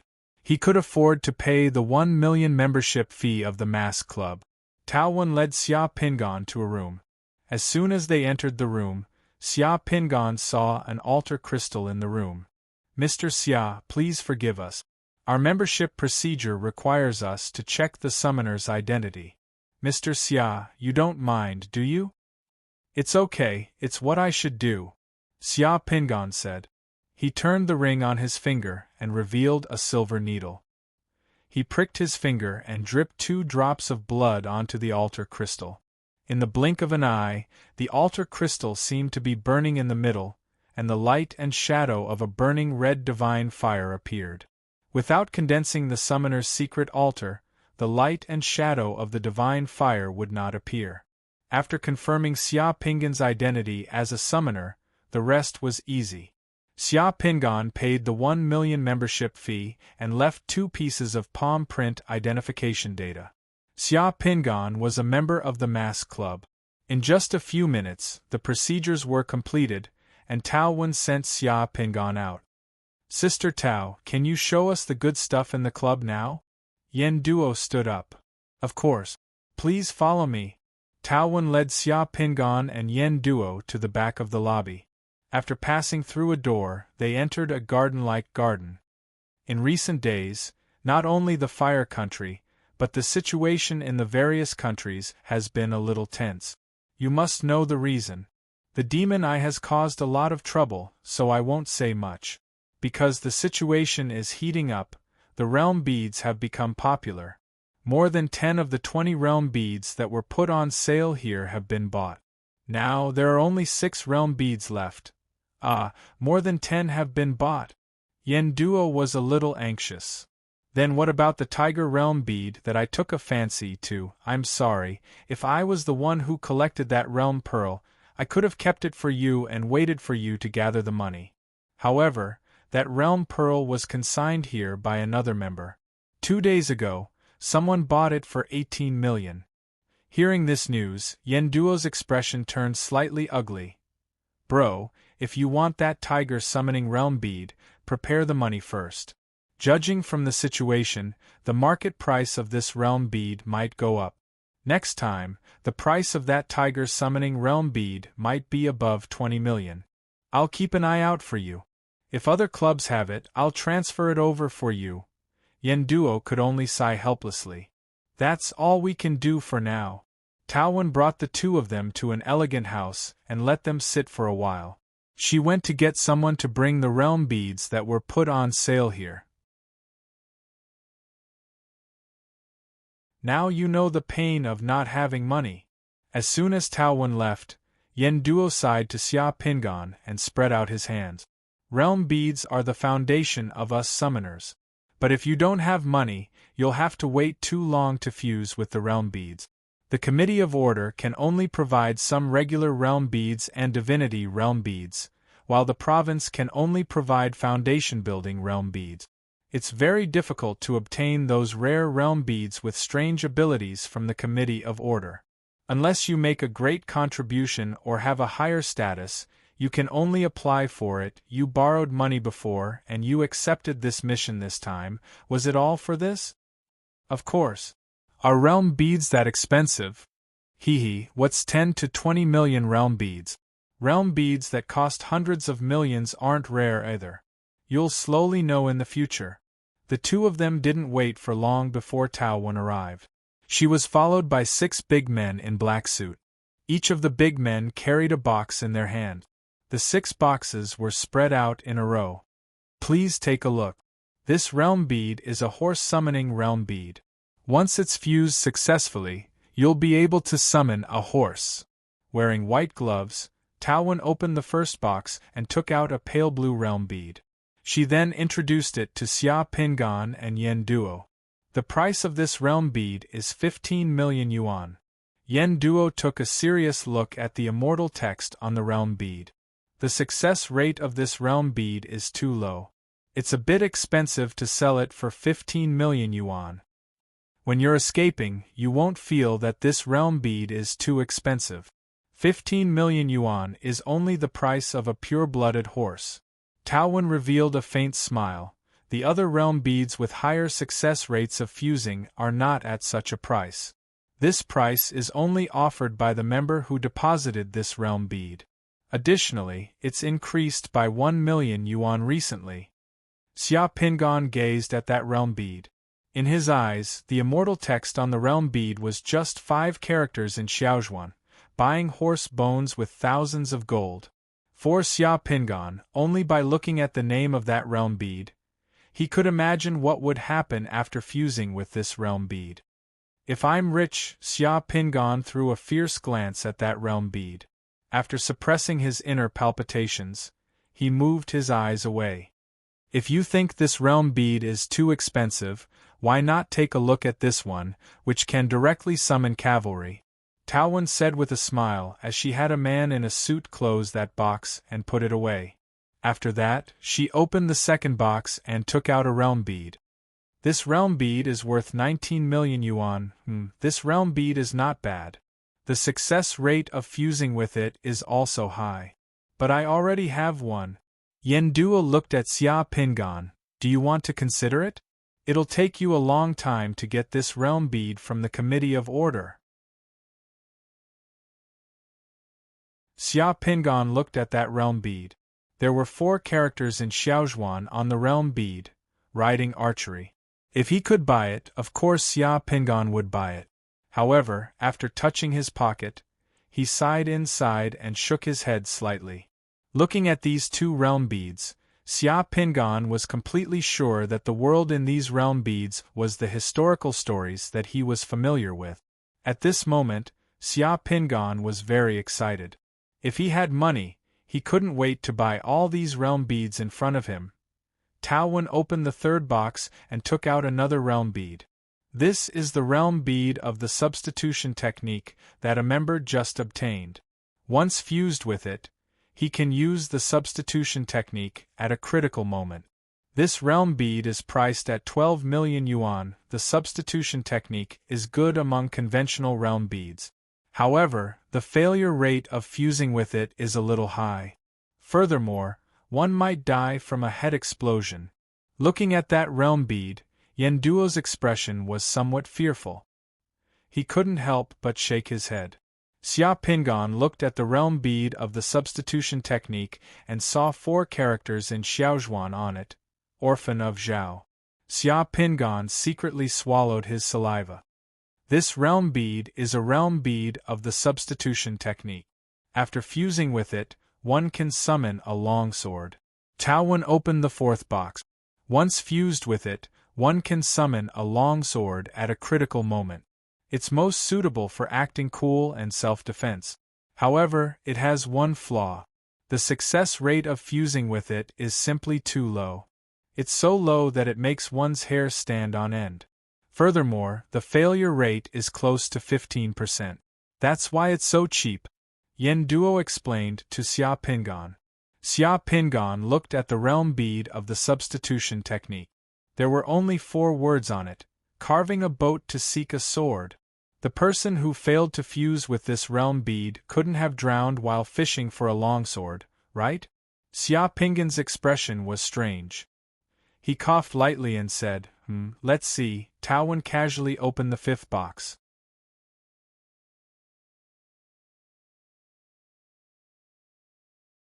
Chapter 65. This is a pure divine power realm bead. Once fused with it, it can increase the upper limit of the secret mandala's divine power. The price is cheap, 5.8 million. The realm bead in Tao Wen's hand looked a little ordinary, but there were small balls of divine power floating in the painting. Upon closer inspection, there were 30 points of light, and their appearance was clearly different from the other realm beads. Among them, there were 4 divine texts that only Xia Pingan could understand. Han Yong pretended to be deaf. Looking at the realm bead, Yen Duo's expression became serious. He took the realm bead and looked at it, then handed it over to Xia Pingan to take a look. This is one of the most dangerous divine power realm beads, which is why it's sold so cheaply. Today, I can show it to you, all of the divine power realm beads. You can directly see the divine power points in the realm bead. This is the most obvious sign of the divine power realm bead. However, the success rate of this realm bead is extremely low. The failure rate is close to 35%, which is extremely terrifying, and the success rate is less than 1%, so the price is relatively cheap. In the future, if you want to fuse with the divine power realm bead, it would be best to find a divine power realm bead with a low failure rate. With that kind of realm bead, even if you fail to fuse with it, you won't be afraid. Han Yong pretended to be deaf. Xia Pingan was all too familiar with this story. It was a story from the Ming dynasty during the reign of Zhong Jingtai. Han Yong was the deputy envoy of Guangdong at that time. Because the Prince of Yang, Zhu Dianpei, accused the Prince of Ning, Zhu Dianpei, of rebelling, he almost got himself implicated. In the end, he relied on his wily old fox to luckily escape the disaster. This realm bead was completely an IQ test for the old foxes in the officialdom, and it was not an ordinary IQ test either. It was extremely dangerous, no wonder the failure rate was so high. Xia Pingan looked at the realm bead and was a little moved. He still had more than 6 million on him, and it was enough to buy this realm bead. However, just increasing his divine power by 20 to 30 points didn't mean much to Xia Pingan. He wasn't that desperate for divine power. He hadn't eaten this month's Shinli Dan yet. There's another realm pearl. Let me see what it is. Xia Pinga handed the divine power realm pearl back to Taowen. Finally, the fusion rate of this realm pearl is even lower. This is a realm pearl in a black box. We don't know what this realm pearl in a black box can summon, or what it can be used for. However, even if this realm pearl in a black box fails to fuse, the death rate is very low. Taowen said as she opened the last box and took out a realm pearl that was shining with a faint yellow light. Some realm pearls had never been successfully fused with, or those who had successfully fused with them would keep the secret of the realm pearl and their summoning mandala a secret. They would always tell others what the realm pearl could summon after successfully fusing with it. Such realm pearls were called black box realm pearls, which meant that one would not know what the realm pearl was. Fusing with the realm pearl of the black box was completely dependent on luck. Just like buying a lottery ticket. I've fused with this realm pearl of the black box before, but I didn't succeed. I wasted more than 5 million. Yendua looked at the realm pearl and shook his head slightly. He was still lamenting his simple experience. Xia Pingan looked at the realm pearl of the black box, but his eyes moved. This was because the so-called black box was like that to others. To him, there was almost no black box. The Xiaozhuan on the realm pearl flashed with a strange word that many people who had studied history did not know. That word was not a person's name, but more like a dog's name, Righteous Dog Black Dragon. When Xia Pingan saw this name, he was a little puzzled. He searched his mind but could not think of anyone. However, suddenly, a story in his memory popped up in Xia Pingan's mind. It was impossible for official history to record a dog, but in the legends left behind by the people, there was a legend about a dog called Black Dragon. It was a very special dog. Could this realm pearl be? How much is this realm pearl of the black box? Xia Pingan asked directly. This realm pearl has been on sale here for more than 3 months, but it hasn't been sold. The member who put it up for sale was a little short of money, so he lowered the price of this realm pearl twice. Now you can buy this realm pearl of the black box for only 4.8 million. Taowen replied. I want this realm pearl. I want to try it. Pay with my card. Xia Pingan was very straightforward and began to take out his card. Okay, if you want to spend a few million to play with it, then go ahead. After you're done, you'll know how difficult it is to fuse with the realm pearl of the black box. Fortunately, even if this realm pearl fails, the chances of losing your life are very low. Just treat it as playing with it. Yen Duo shrugged and said indifferently. Yen Duo brought Xia Pingon here today to let Xia Pingon fully understand what money meant to a summoner. He felt that as long as Xia Pingon failed this time and was short of money in the future, then he would have the motivation to make money. After swiping his card and buying the realm pearl, Xia Pingon casually put the realm pearl in his pocket and left with Yen Duo. When Xia Pingon came, he still had more than 7 million in wealth. When he left, Xia Pingon's wealth had shrunk to more than 1 million. In the summoner profession, money came quickly, but it was even faster to spend it. A realm pearl could easily cost millions or tens of millions. It was too frightening. Gently pinching the realm pearl in his pocket, Xia Pingon's heart calmed down a little. He hoped that this realm pearl would bring him a little surprise. The Mask Club has a masked cocktail party and a secret market on the 15th of every lunar month. It will be more lively at that time and more people will come. If we have time next month, we can come and take a look, Yen Duo said to Xia Pingon as they walked out of the club's building. Xia Pingon nodded. The two of them came to the parking lot. Yen Duo pressed a button on the parking lot, and his Q7 rose from the underground garage. The two of them got in the car, and Yen Duo left the valley where the club was located with Xia Pingon. Where are we going now? Let's go back to the provincial department first. Your current thoughts are probably all on the realm pearl of the black box. After you go back and finish these few million, we'll discuss how to find that bastard from Demon Eyes and earn the 20 million bounty. Half an hour later, Xia Pingon returned to the provincial department of the Committee of Order. Xia Pingon returned to his room, closed the door, and went to the cultivation room. He took out the realm pearl of the black box and did not waste any time. After sitting cross-legged on the futon, he pricked his finger with a silver needle and dripped 2 drops of blood on the realm pearl. The realm pearl absorbed the blood and released a yellow light mist that surrounded Xia Pingon bit by bit. In just a moment, Xia Pingon was wrapped in a yellow light cocoon and entered the world of the realm pearl. As soon as Xia Pingon opened his eyes, he found himself in a small tavern. The tavern was very lively, and there were 7 or 8 tables of people sitting around. On the table in front of him were a few dishes.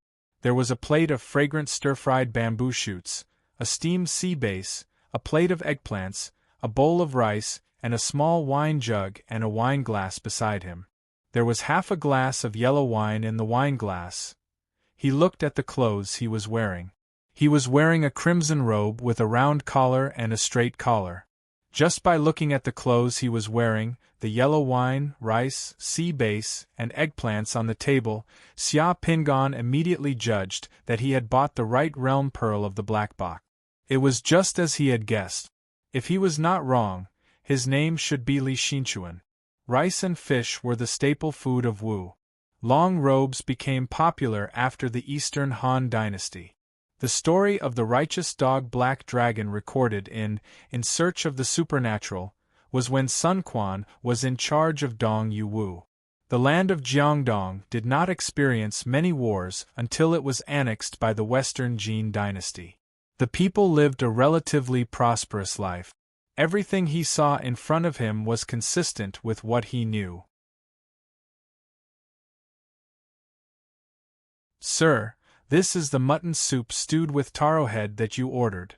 Just as Xia Pingon was looking at the food on his table, the waiter dressed in short brown brought Xia Pingon a bowl of fragrant soup. Suddenly, the sound of saliva being swallowed came from behind. Xia Pingon turned around and saw a 16 or 17-year-old waiter standing behind him. The waiter was staring at the food on the table and swallowing his saliva. The waiter standing behind him seemed to be his attendant. What's wrong? Are you hungry? Come and eat with me, Xia Pingon said to the waiter. I wouldn't dare. The waiter's face turned bitter. He swallowed his saliva and hurriedly took a step back and lowered his head. I know that young master is kind. If I eat with young master and the news gets to Steward Joe will break my legs and make my mouth swollen. In this era, the difference in status was like the difference between heaven and earth. The waiter would not dare to eat with Xia Pingan even if he was beaten to death. Here, this is for you. If I don't tell Steward Joe, how would Steward Joe know? Xia Pingan took a bowl and picked up a large piece of base and some white eggplant and handed it to the waiter. The waiter looked around to make sure no one was paying attention. Thank you, young master. He took the bowl and turned around to squat by the side of the aisle to eat with relish. Xia Pingan sighed inwardly and did not force him. As Xia Pingan ate, he thought about where to find the dog called Black Dragon. Halfway through the meal, a man suddenly ran in from outside and shouted excitedly, "Great victory in Yiling! Great victory in Yiling! The Viceroy burned down the camps in Yiling and defeated the Shu Han and Wuxi barbarian allied forces. Our army won a great victory.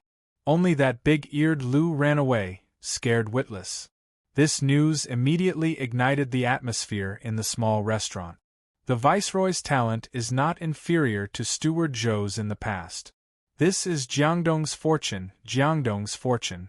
The people in the small restaurant were all happy. An old man drinking alone was so excited that his beard shook. Great victory in Yiling! Great victory in Yiling! Someone on the street outside started shouting. By the time Xia Pingan finished his meal and walked out of the small restaurant, everyone on the street knew about the great victory in Yiling. So this is Xiangyang City? Xia Pingan muttered to himself as he walked on the street outside and looked at the row upon row of houses and shops on both sides of the street. In this era, Xiangyang City was already an important city in Jiangdong and was incomparably prosperous.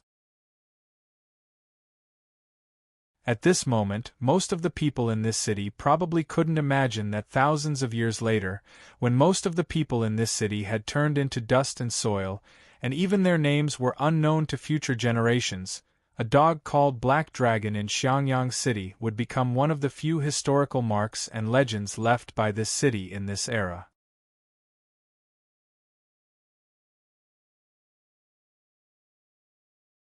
Chapter 66. Xia Pingan wandered around Xiangyang City as he pondered. Why was it that not many people could fuse with this realm pearl? The reason was simple. Those who fused with this realm pearl had no idea what they were doing here. Just now, in the small tavern, after hearing the news of the great victory in Yiling, perhaps the first reaction of the person who had fused with this realm bead was that this might be some important clue. Then, he plunged into the furnace of history, thinking of ways to get to know historical figures like Lu Xun and fight for his future. In the end, of course, they would not be able to get anything. "Do you know where I can buy a dog?" Xia Pingan asked the servant who was following him as he walked. "Young master, do you want to raise a dog?" The servant was stunned for a moment, then immediately said cleverly, "If you want to buy a dog, there's one in the East Market." "Okay, let's go to the East Market then." The two of them had not walked far when Xia Pingan saw a few children pointing at the river and shouting, "Look, look, there's a dog in the river." Xia Pingan walked to the river and looked into it. Sure enough, he saw a dog floating down with the current. It was a black puppy, struggling helplessly in the river. It floated down from the upper reaches and somehow fell into the river. Fortunately, the puppy was smart enough to hold onto a dry branch tightly with its two front limbs. Thus, it stuck its head out of the water and did not sink completely. The river outside Xiangyang City was not very wide. It was only 7 or 8 meters wide. The water was green and clear. Seeing the puppy in the river, the children were pointing at it. As soon as Xia Pingan saw the black puppy, an idea came to his mind. Without thinking, he immediately rushed to the river, took off his shoes and the crimson robe on his body, and threw them to the servant. Under the surprised gaze of the servant and the passers-by, he jumped into the water and swam quickly towards the black puppy. "Is your young master crazy?" The passers-by looked at the servant beside Xia Pingan and said to him. They had never seen anyone jump into a river to save a dog. The manservant was also anxious. He was afraid that something would happen to his young master. Seeing that someone was herding a duck not far away, he hurriedly went to borrow a bamboo pole from the person herding the duck. The river was not rushing. Xia Pingan swam to the front of the black puppy and used one hand to drag the puppy out of the water. He then quickly swam to the shore and saw his manservant running over with a pale face with a bamboo pole. "Young master, you. The servant's face was pale and he was out of breath. "Ha, it's okay. If I want a dog, I'll come. Quick, bring me my clothes." The servant hurriedly handed over Xia Pingan's clothes that he was holding, and then returned the bamboo pole to the duck herder. Xia Pingan took his clothes and wiped the little black dog that was shivering all over. He wiped the water off the little black dog's body before putting his clothes back on. "Young master, it's just a dog. Is it worth it?" The manservant who found the opportunity at this time whispered. It's worth it. Xia Pingan laughed and nodded. "You don't understand. Remember not to talk nonsense when you go back. I bought this dog in the East Market today." "Oh, I know." The manservant nodded. Seeing that Xia Pingan seemed to like the puppy, he followed Xia Pingan's words and said, "Young master saved this dog today. Why don't you give it a name? This is a black dog that came from the water. Let's call it Black Dragon."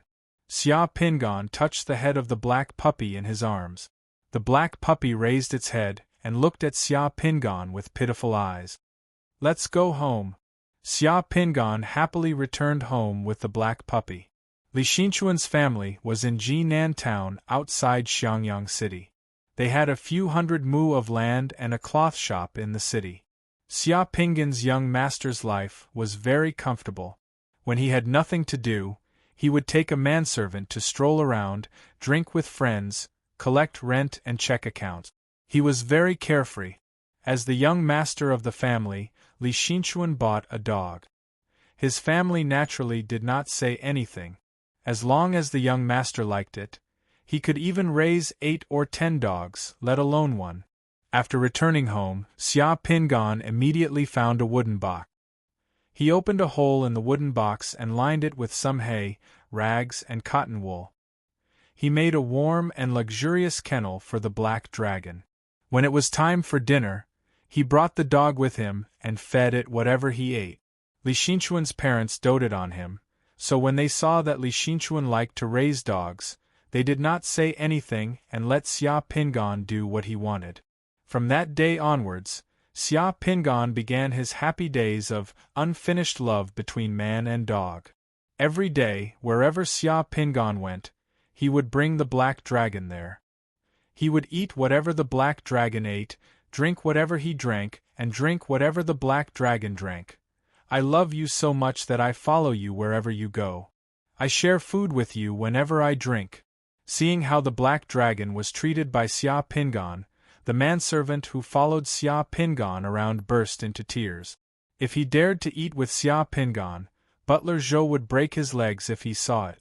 When Butler Zhou saw the black dragon eating with Xia Pingan, he would always praise it with a smile. "This black dragon is becoming more and more clever under the young master's care."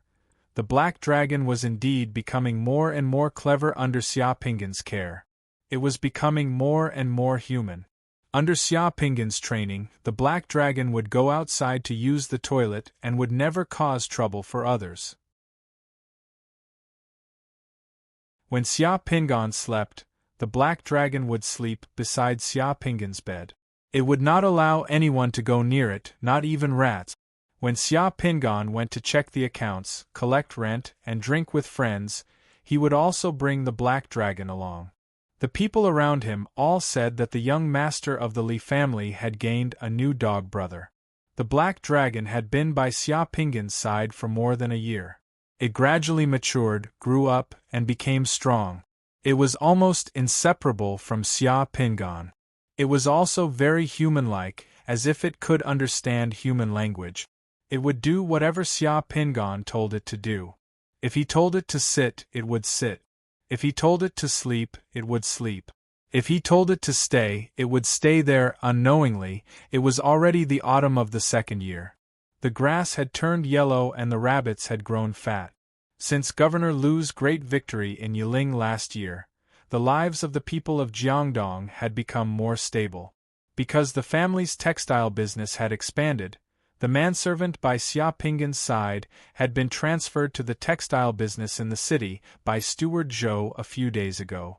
On this day, in the clear autumn weather, Xia Pingan received an invitation from a friend in Xiangyang City to have lunch and discuss hunting matters. Governor Xia had been out hunting for the past 2 days. It was a huge event. The group of young people who had heard the news were already restless. The day of hunting had arrived. For the young people of this era who were still somewhat well off, hunting was one of the most important events of the year. Xia Pingan felt that this day had finally arrived. Before going to the city, Xia Pingan called the black dragon to his side. He stroked the black dragon's head for a few minutes in silence. After raising the black dragon for more than a year, Xia Pingan realized that he had unknowingly regarded the black dragon as his best friend. He had almost forgotten that he was in the realm Pearl. Xia Pingan suddenly felt a little reluctant to part with the black dragon. Black dragon, oh black dragon, it's rare for us to meet. Today I'll let you make a choice. If you want to be a dog and quietly die of old age in peace, then stay at home today and don't go to the banquet with me.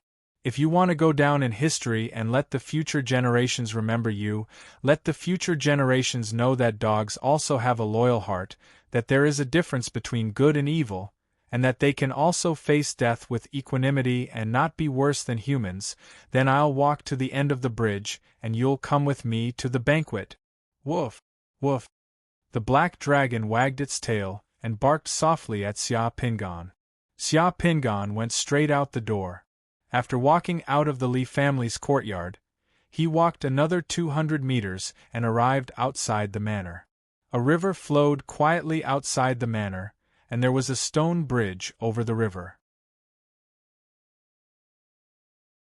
Xia Pingan walked onto the stone bridge and heard a sound behind him. He turned around and saw that the black dragon had already chased after him. At this moment, Xia Pingan's tears fell. He stroked the black dragon's head and brought the black dragon to the banquet. During the banquet, Xia Pingan drank until he was dead drunk. On the way home, the alcohol overtook him, and he unknowingly fell asleep in the bushes by the roadside outside the city. Not long after Xia Pingan fell asleep in the bushes, a group of people on horseback came from afar. There were hundreds of people in the group, and they all carried bows and swords. They looked majestic. The leader of the group was Governor Xia. Governor Xia saw that the grass in the wilderness was deep and the rabbits were plump. There might be a lot of prey in the bushes, but there was no one around. He ordered his men to set fire to the wilderness and use the fire to drive the prey out of the bushes. After the fire was burned, the land could be reclaimed next year. The fire was ignited in the blink of an eye.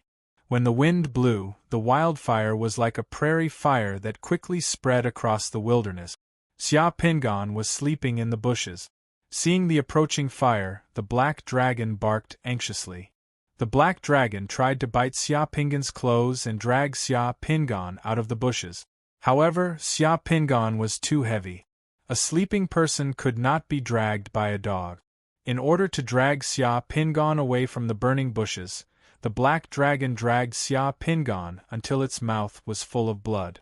Even its teeth were torn off by Xia Pingan's clothes. The black dragon ran around in circles anxiously. It kept licking Xia Pingan's face with its tongue, but Xia Pingan still did not wake up. Seeing the approaching fire, the black dragon suddenly thought of something. It turned around and rushed to a small stream dozens of meters away. It wet its body in the stream and returned to Xia Pingan's side with its wet body. It shook its body and sprinkled the water droplets on Xia Pingan's body and the bushes around him. Xia Pingan still did not wake up. the black dragon rushed to the stream again and wet its body. It rushed back again and sprinkled the water droplets on Xia Pingan's clothes and the bushes around him. The black dragon tirelessly ran around Xia Pingan. It ran back and forth between the stream and Xia Pingan, once, 10 times, 100 times, 1,000 times. It was as if it was drizzling around Xia Pingan. The line of fire that was approaching Xia Pingan's side finally stopped when it encountered the wet grass more than 10 meters away. It didn't get any closer. Seeing that the line of fire didn't approach, the black dragon came to Xia Pingan's side for the last time. It splashed the water on its body onto Xia Pingan's face, and finally licked Xia Pingan's face. Its body swayed a few times, and in the end it persisted and walked far away, collapsing beside a small stream. The black dragon originally wanted to walk further away, but it was too tired to walk any further. At dawn, Xia Pingan was woken up by a servant. He opened his eyes and saw the wet stalks of grass beside him that had not been burned. He also saw the black dragon that had fallen by the stream in the distance. His tears immediately fell. Xia Pingan knew what had happened. "Young master, it was the black dragon who saved you. The black dragon died of exhaustion yesterday. When we found the black dragon, only the black dragon's fur and the bushes on your body and the fire line were wet." Steward Zhou shed tears. The old people say that when a dog is about to die, it doesn't want its master to see it dying and will walk to a place where its master can't see it before it dies. "Young master, your black dragon is a loyal dog that risked its life to save its master. Even when it was about to die, it wanted to walk further away so that you wouldn't be sad." The story of the loyal dog Black Dragon saving its master caused a sensation in the entire Xiangyang city in just a few days. Even the governor was alarmed and sent people to inquire about it. Xia Pingan used a coffin to bury the Black Dragon and built a huge righteous dog tomb in Jinan. The tomb was more than 30 meters high and a tablet was erected in front of the tomb to record the story of the Black Dragon becoming its master. This might be the first tomb built for a dog in the world. According to history, the governor, Zheng Xia, was the one who built the righteous dog tomb. However, Xia Pingan didn't wait for Zheng Xia to do it and built it himself. 1,000 years later, Xiangyang City resisted the Yuan dynasty's army for 5 whole years. In the novel, hero Guo played a tragic scene in this city. Standing in front of the tall tomb and looking at the Black Dragon, Xia Pingan thought of the scene where the Black Dragon saved its master. At this moment, the world of the Boundary Pearl turned into a rain of light and shattered.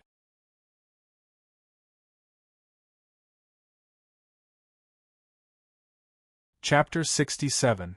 None of the people who joined the demon suppressing guards were idiots. Everyone knew what kind of mission was waiting for them in the future, so no one dared to relax. Even Li Yunzhou, on his first day at the provincial department, sweated for half a day on the training ground. He only took the elevator back to his residence in the evening. As soon as he walked out of the elevator, Li Yunzhou saw Xia Pingan walking out of his room. "Ha, I thought you went out on a mission." Li Yunzhou greeted Xia Pingan. Seeing that there was no one around, he lowered his voice and asked curiously, "How's your mission? Have you completed it?" "How can a mission be completed so quickly? I still don't have a clue. If there's anything you don't understand, just ask me." Li Yunzhou patted his chest confidently. "By the way, are you going down to eat?" "Yeah, I was just about to go to the restaurant to eat." Xia Pingan was indeed feeling a little hungry. Every time he fused with the realm bead and completed a divine power infusion, he would feel very hungry. This time was no exception. "Wait for me, let's go together." "Okay." Xia Pingan waited in the corridor for a while before Li Yunzhou came out. The two of them went downstairs to the buffet restaurant for dinner. There were already some people in the restaurant. Xia Pingan had just finished taking his buffet when he saw Li Yunzhou sitting with a beautiful female summoner. They were already eating and chatting happily. When he saw Xia Pingan looking over, Li Yunzhou even gave Xia Pingan a look, telling him not to be a third wheel. This guy. Xia Pingan smiled and found an empty table to sit down at. He first drank some soup and then began to eat. Yen Duo entered the restaurant and glanced around. When he saw Xia Pingan, he smiled slightly. After taking his food, he brought it to Xia Pingan and sat down opposite him. How about the millions of dollars that went down the drain? Yen Duo raised his eyebrows at Xia Pingan and said to himself, after a few more rounds, you'll know why those realm beads of the black box are sold so cheaply. Even new summoners have to pay a few tuition fees before they learn to be obedient. Xia Pingan glanced at Yen Duo and ate his food without saying a word. Yen Duo continued. In the afternoon, I sorted out the information of the Demon Eyes member who sacrificed himself. I found a friend, asked a bunch of connections, and found an authoritative expert to make a psychological portrait of the Demon Eyes member. I think we can start with the psychological portrait of the Demon Eyes member to find clues. According to the description of the psychological portrait, the Demon Eyes member might be an orphan and had a bad childhood adoption experience. His concept of family is very distorted, so his targets have been the entire family as a unit several times, not letting anyone go. Since he can hide in a city and roam around committing crimes, he should have an unexpected identity of an ordinary person as a cover. Thank you, Xia Pingan suddenly said. We can use these two clues as a screening while lighting the lamp. We can definitely catch that. Yen Duo choked for a moment before realizing that Xia Pingan had inexplicably thanked him. What are you thanking me for? Xia Pingan said seriously. Thank you for taking me to the mass club. Ha, this is a small matter. What's there to thank me for? Yen Duo did not take it seriously. Xia Pingan smiled and did not explain. Instead, he changed the topic. Let's go to the crime scene tonight and see if there are any other discoveries. Okay, I want to take a look too. After the two finished eating, they left the restaurant together. Yen Duo drove the black Q7 out of the provincial gate of the Committee of Order in the twilight. Let's go to the sacrificial scene where the Demon Eyes member committed the most recent crime. Xia Pingan said to Yen Duo in the car. The most recent crime? Shouldn't we go to the scene of the first crime? Come here one by one so that we can figure out the pattern of the Demon Eyes member's actions? Yen Duo glanced at Xia Pingan and asked in confusion. You'll know when we get there. Xia Pingan smiled mysteriously. Over 40 minutes later, the sun had completely set. The black Q7 entered a low-density, high-class residential area in the eastern suburbs of Xinchuan. Inside the residential area, there was a villa that had yet to be removed from the perimeter of the security perimeter outside. The villa was very large, and the garden outside was more than 300 square meters. There were 2 garages outside the villa, a back garden, and a swimming pool behind the villa. The nearest neighbor's house was more than 50 meters away, and there was a thick green belt between them. Here, this is the place where that bastard last committed the crime.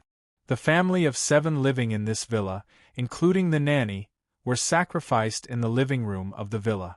They were only discovered 4 days later.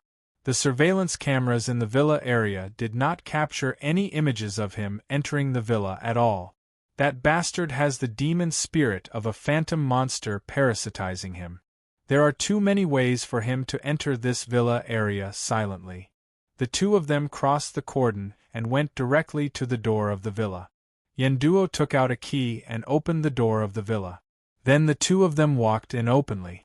You still have the key here? Xia Pingan looked at Yen Duo in surprise. Don't look at me like that, okay? I have the keys to all these cases. If you want to earn money, don't put in more effort.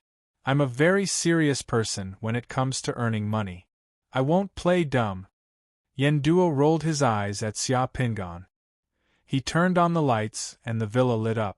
The entire villa was empty, and it inexplicably made people feel cold.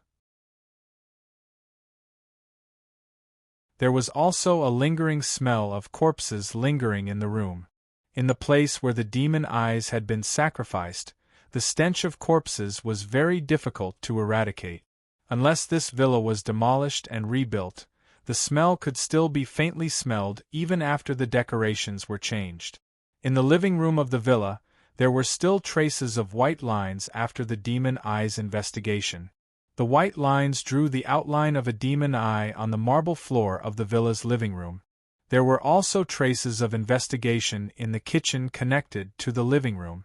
Large patches of dried blood could be vaguely seen on the kitchen floor. On the mosaic walls around the kitchen, on the stove, and on the cabinets, dried blood sprayed everywhere, making the entire kitchen look like an execution ground. It was exceptionally terrifying. The corpse was dismembered with a bone cutter in the kitchen. The kitchen is the first scene. Yenduo's gaze swept around, carefully avoiding the piles of dried brown things on the ground, and then he asked Xia Pingan, "How is it? Did you find anything special?" "No." Xia Pingan shook his head. "This place has been investigated many times by the provincial tracking expert.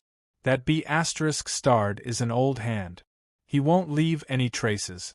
If you want to find that B** starred, you can only follow my previous method.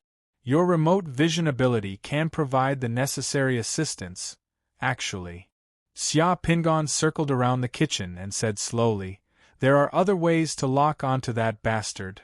"What way?" Yenduo asked curiously. Xia Pingan did not speak and waved his hand gently. Yenduo's pupils constricted because he saw a black Chinese pastoral dog walk out of Xia Pingan's shadow when Xia Pingan waved his hand. The summoned black Chinese pastoral dog did not have any light and shadow effects from the spells of summoned creatures. It looked no different from a real Chinese pastoral dog. As soon as the black Chinese pastoral dog was summoned, it circled around Xia Pingan happily, wagging its tail quickly. The realm pearl that could summon pets and dogs was not something rare. Yenduo was slightly puzzled. Moreover, at this time, even if he could summon a dog, what use would it be? "We've already sent a top-notch blood search dog to search this place. The top-notch blood search dog can find traces of a drop of blood diluted to 20 trillionths of a drop, but it didn't find anything. That bastard didn't even have a single drop of blood on him." Yenduo shook his head helplessly. Xia Pingan squatted down and touched the black dragon's head. "Black dragon, take a look. That bastard has a demon spirit parasitic on him. Can you find traces of that bastard?" After hearing Xia Pingan's words, the summoned black dragon walked into the kitchen and sniffed. Then, it walked into the living room and sniffed. Then, it barked twice at Xia Pingan and walked towards the door. Xia Pingan smiled and followed the black dragon out of the villa. "What the hell is going on? What kind of dog can smell the aura of a demon spirit, and it's been so many days?" Yenduo was stunned for a moment. Seeing Xia Pingan go out, he also followed Xia Pingan out. The black dragon sniffed all the way out of the residential area. Xia Pingan followed behind, while Yenduo drove his car and slowly followed Xia Pingan. The two people, one dog, and one car took 2 hours to leave the villa area and return to the bustling downtown area of Xinchuan City. The black dragon finally brought Xia Pingan to the roadside outside the entrance of a big hotel in the downtown area. It sat down, turned its head, and barked twice at Xia Pingan. To be honest, Yenduo was completely shocked. Along the way, he drove behind Xia Pingan and the black dragon. He found that the black dragon had a very strong sense of purpose. There was no hesitation or doubt on the way. The black dragon, who left the villa, was like an arrow. It didn't even take a single fork in the road and directly brought the two of them here, as if it had found its target. It wasn't that Yenduo had never seen a police dog before, but at this moment, he was shocked by the black dragon's confidence. What does this black dragon mean? Yenduo swallowed a mouthful of saliva and asked. The black dragon said that the bastard is in this hotel right now. Xia Pingan replied. Can you confirm which room he's staying in? Yen Duo was shocked. At this time, he couldn't be bothered to ask about the origin of Xia Pingan's dog. He had to catch or kill that bastard first. If we can bring the Black Dragon in, the Black Dragon will be able to find out which room that guy is staying in. It's just that we can't bring dogs into the hotel. If we bring the Black Dragon in, I'm afraid the other party will notice, so we have to think of a way. There were too many ordinary people staying in the hotel. If they wanted to hunt down a member of the Demon Eyes with special abilities in such a place, it would probably cause serious casualties if that member noticed, so they had to be careful. Yen Duo rolled his eyes and laughed. Haha, that's simple.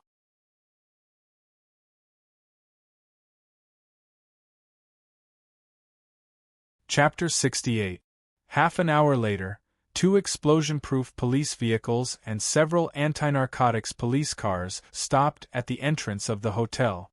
As soon as the police cars stopped, a large group of armed anti-narcotics police officers jumped out of the cars with anti-narcotics police dogs and quickly entered the hotel.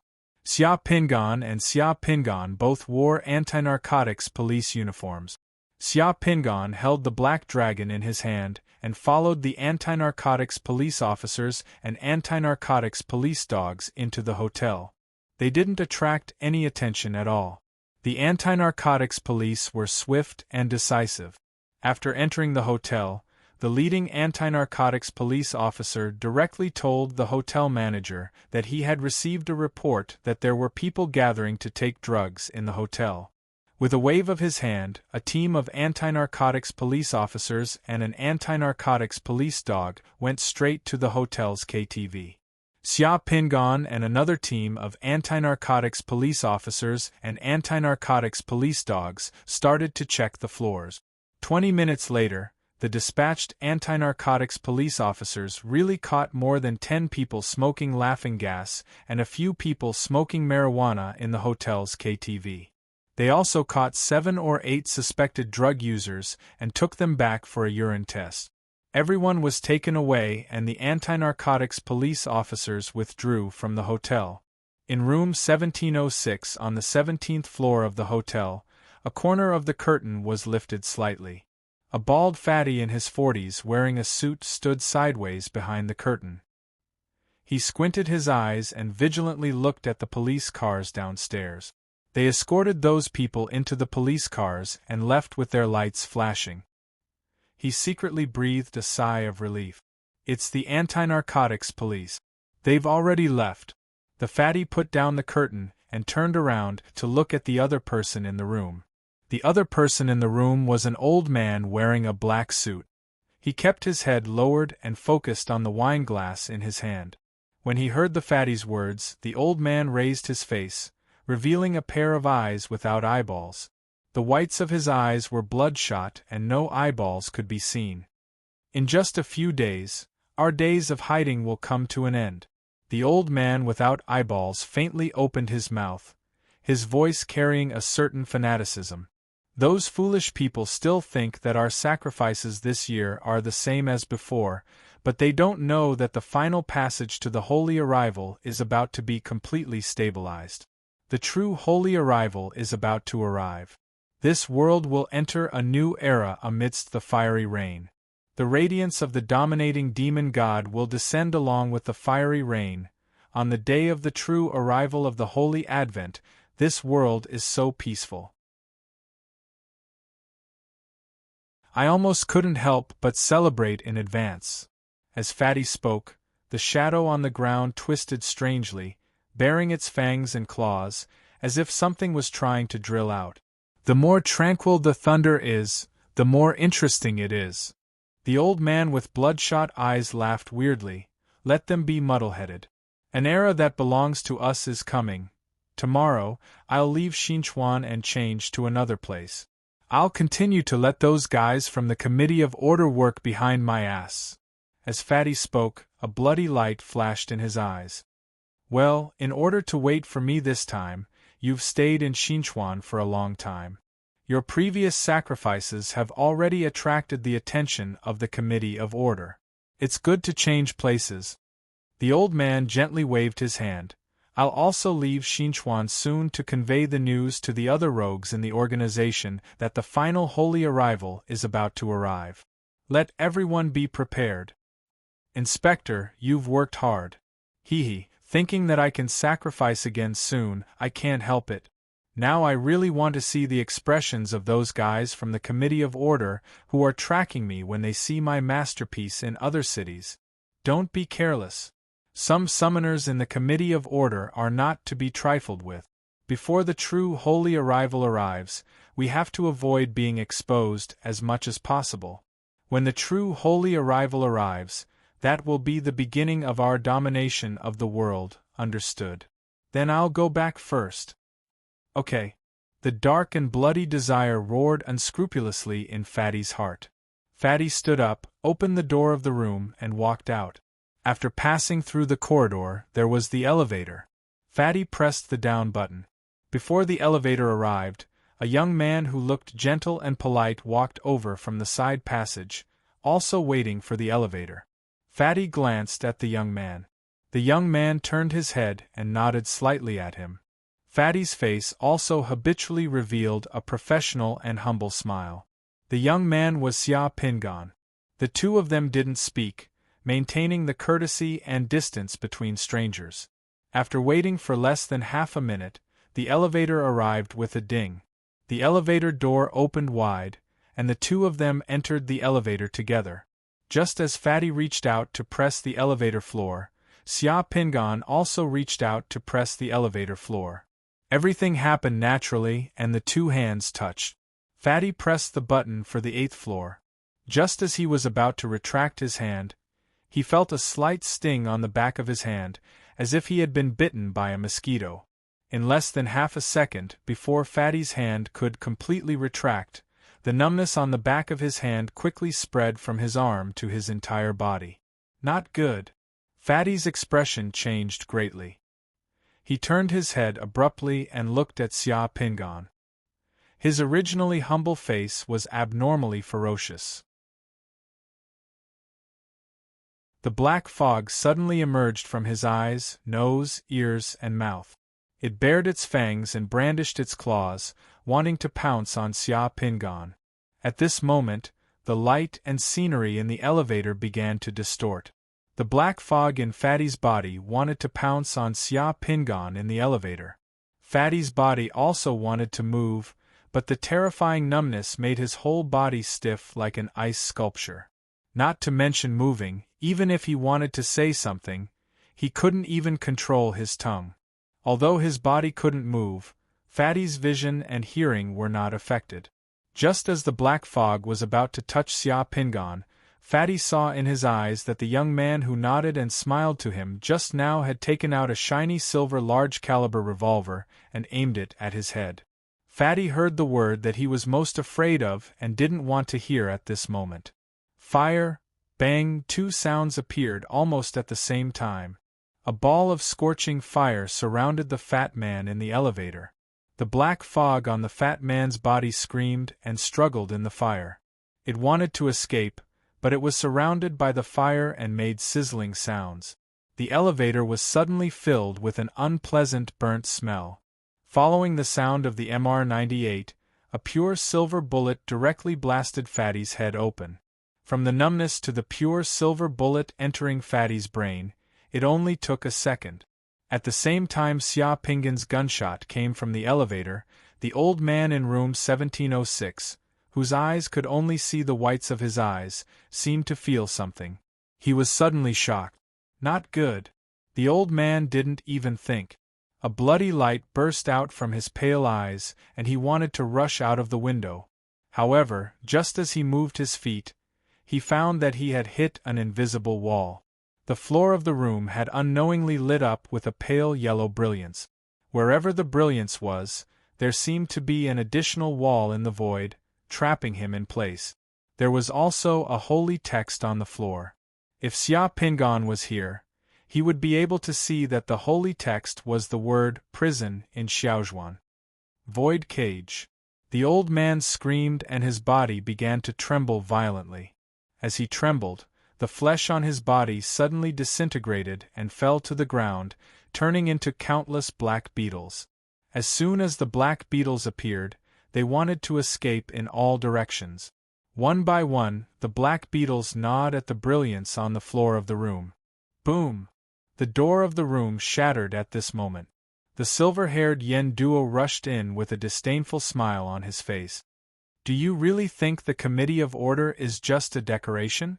Just any Tom, Dick, or Harry dares to show up in Xinchuan. After saying that, Yen Duo raised his hand and coldly spat out a scorching word. Fire! Ring, ring, ring!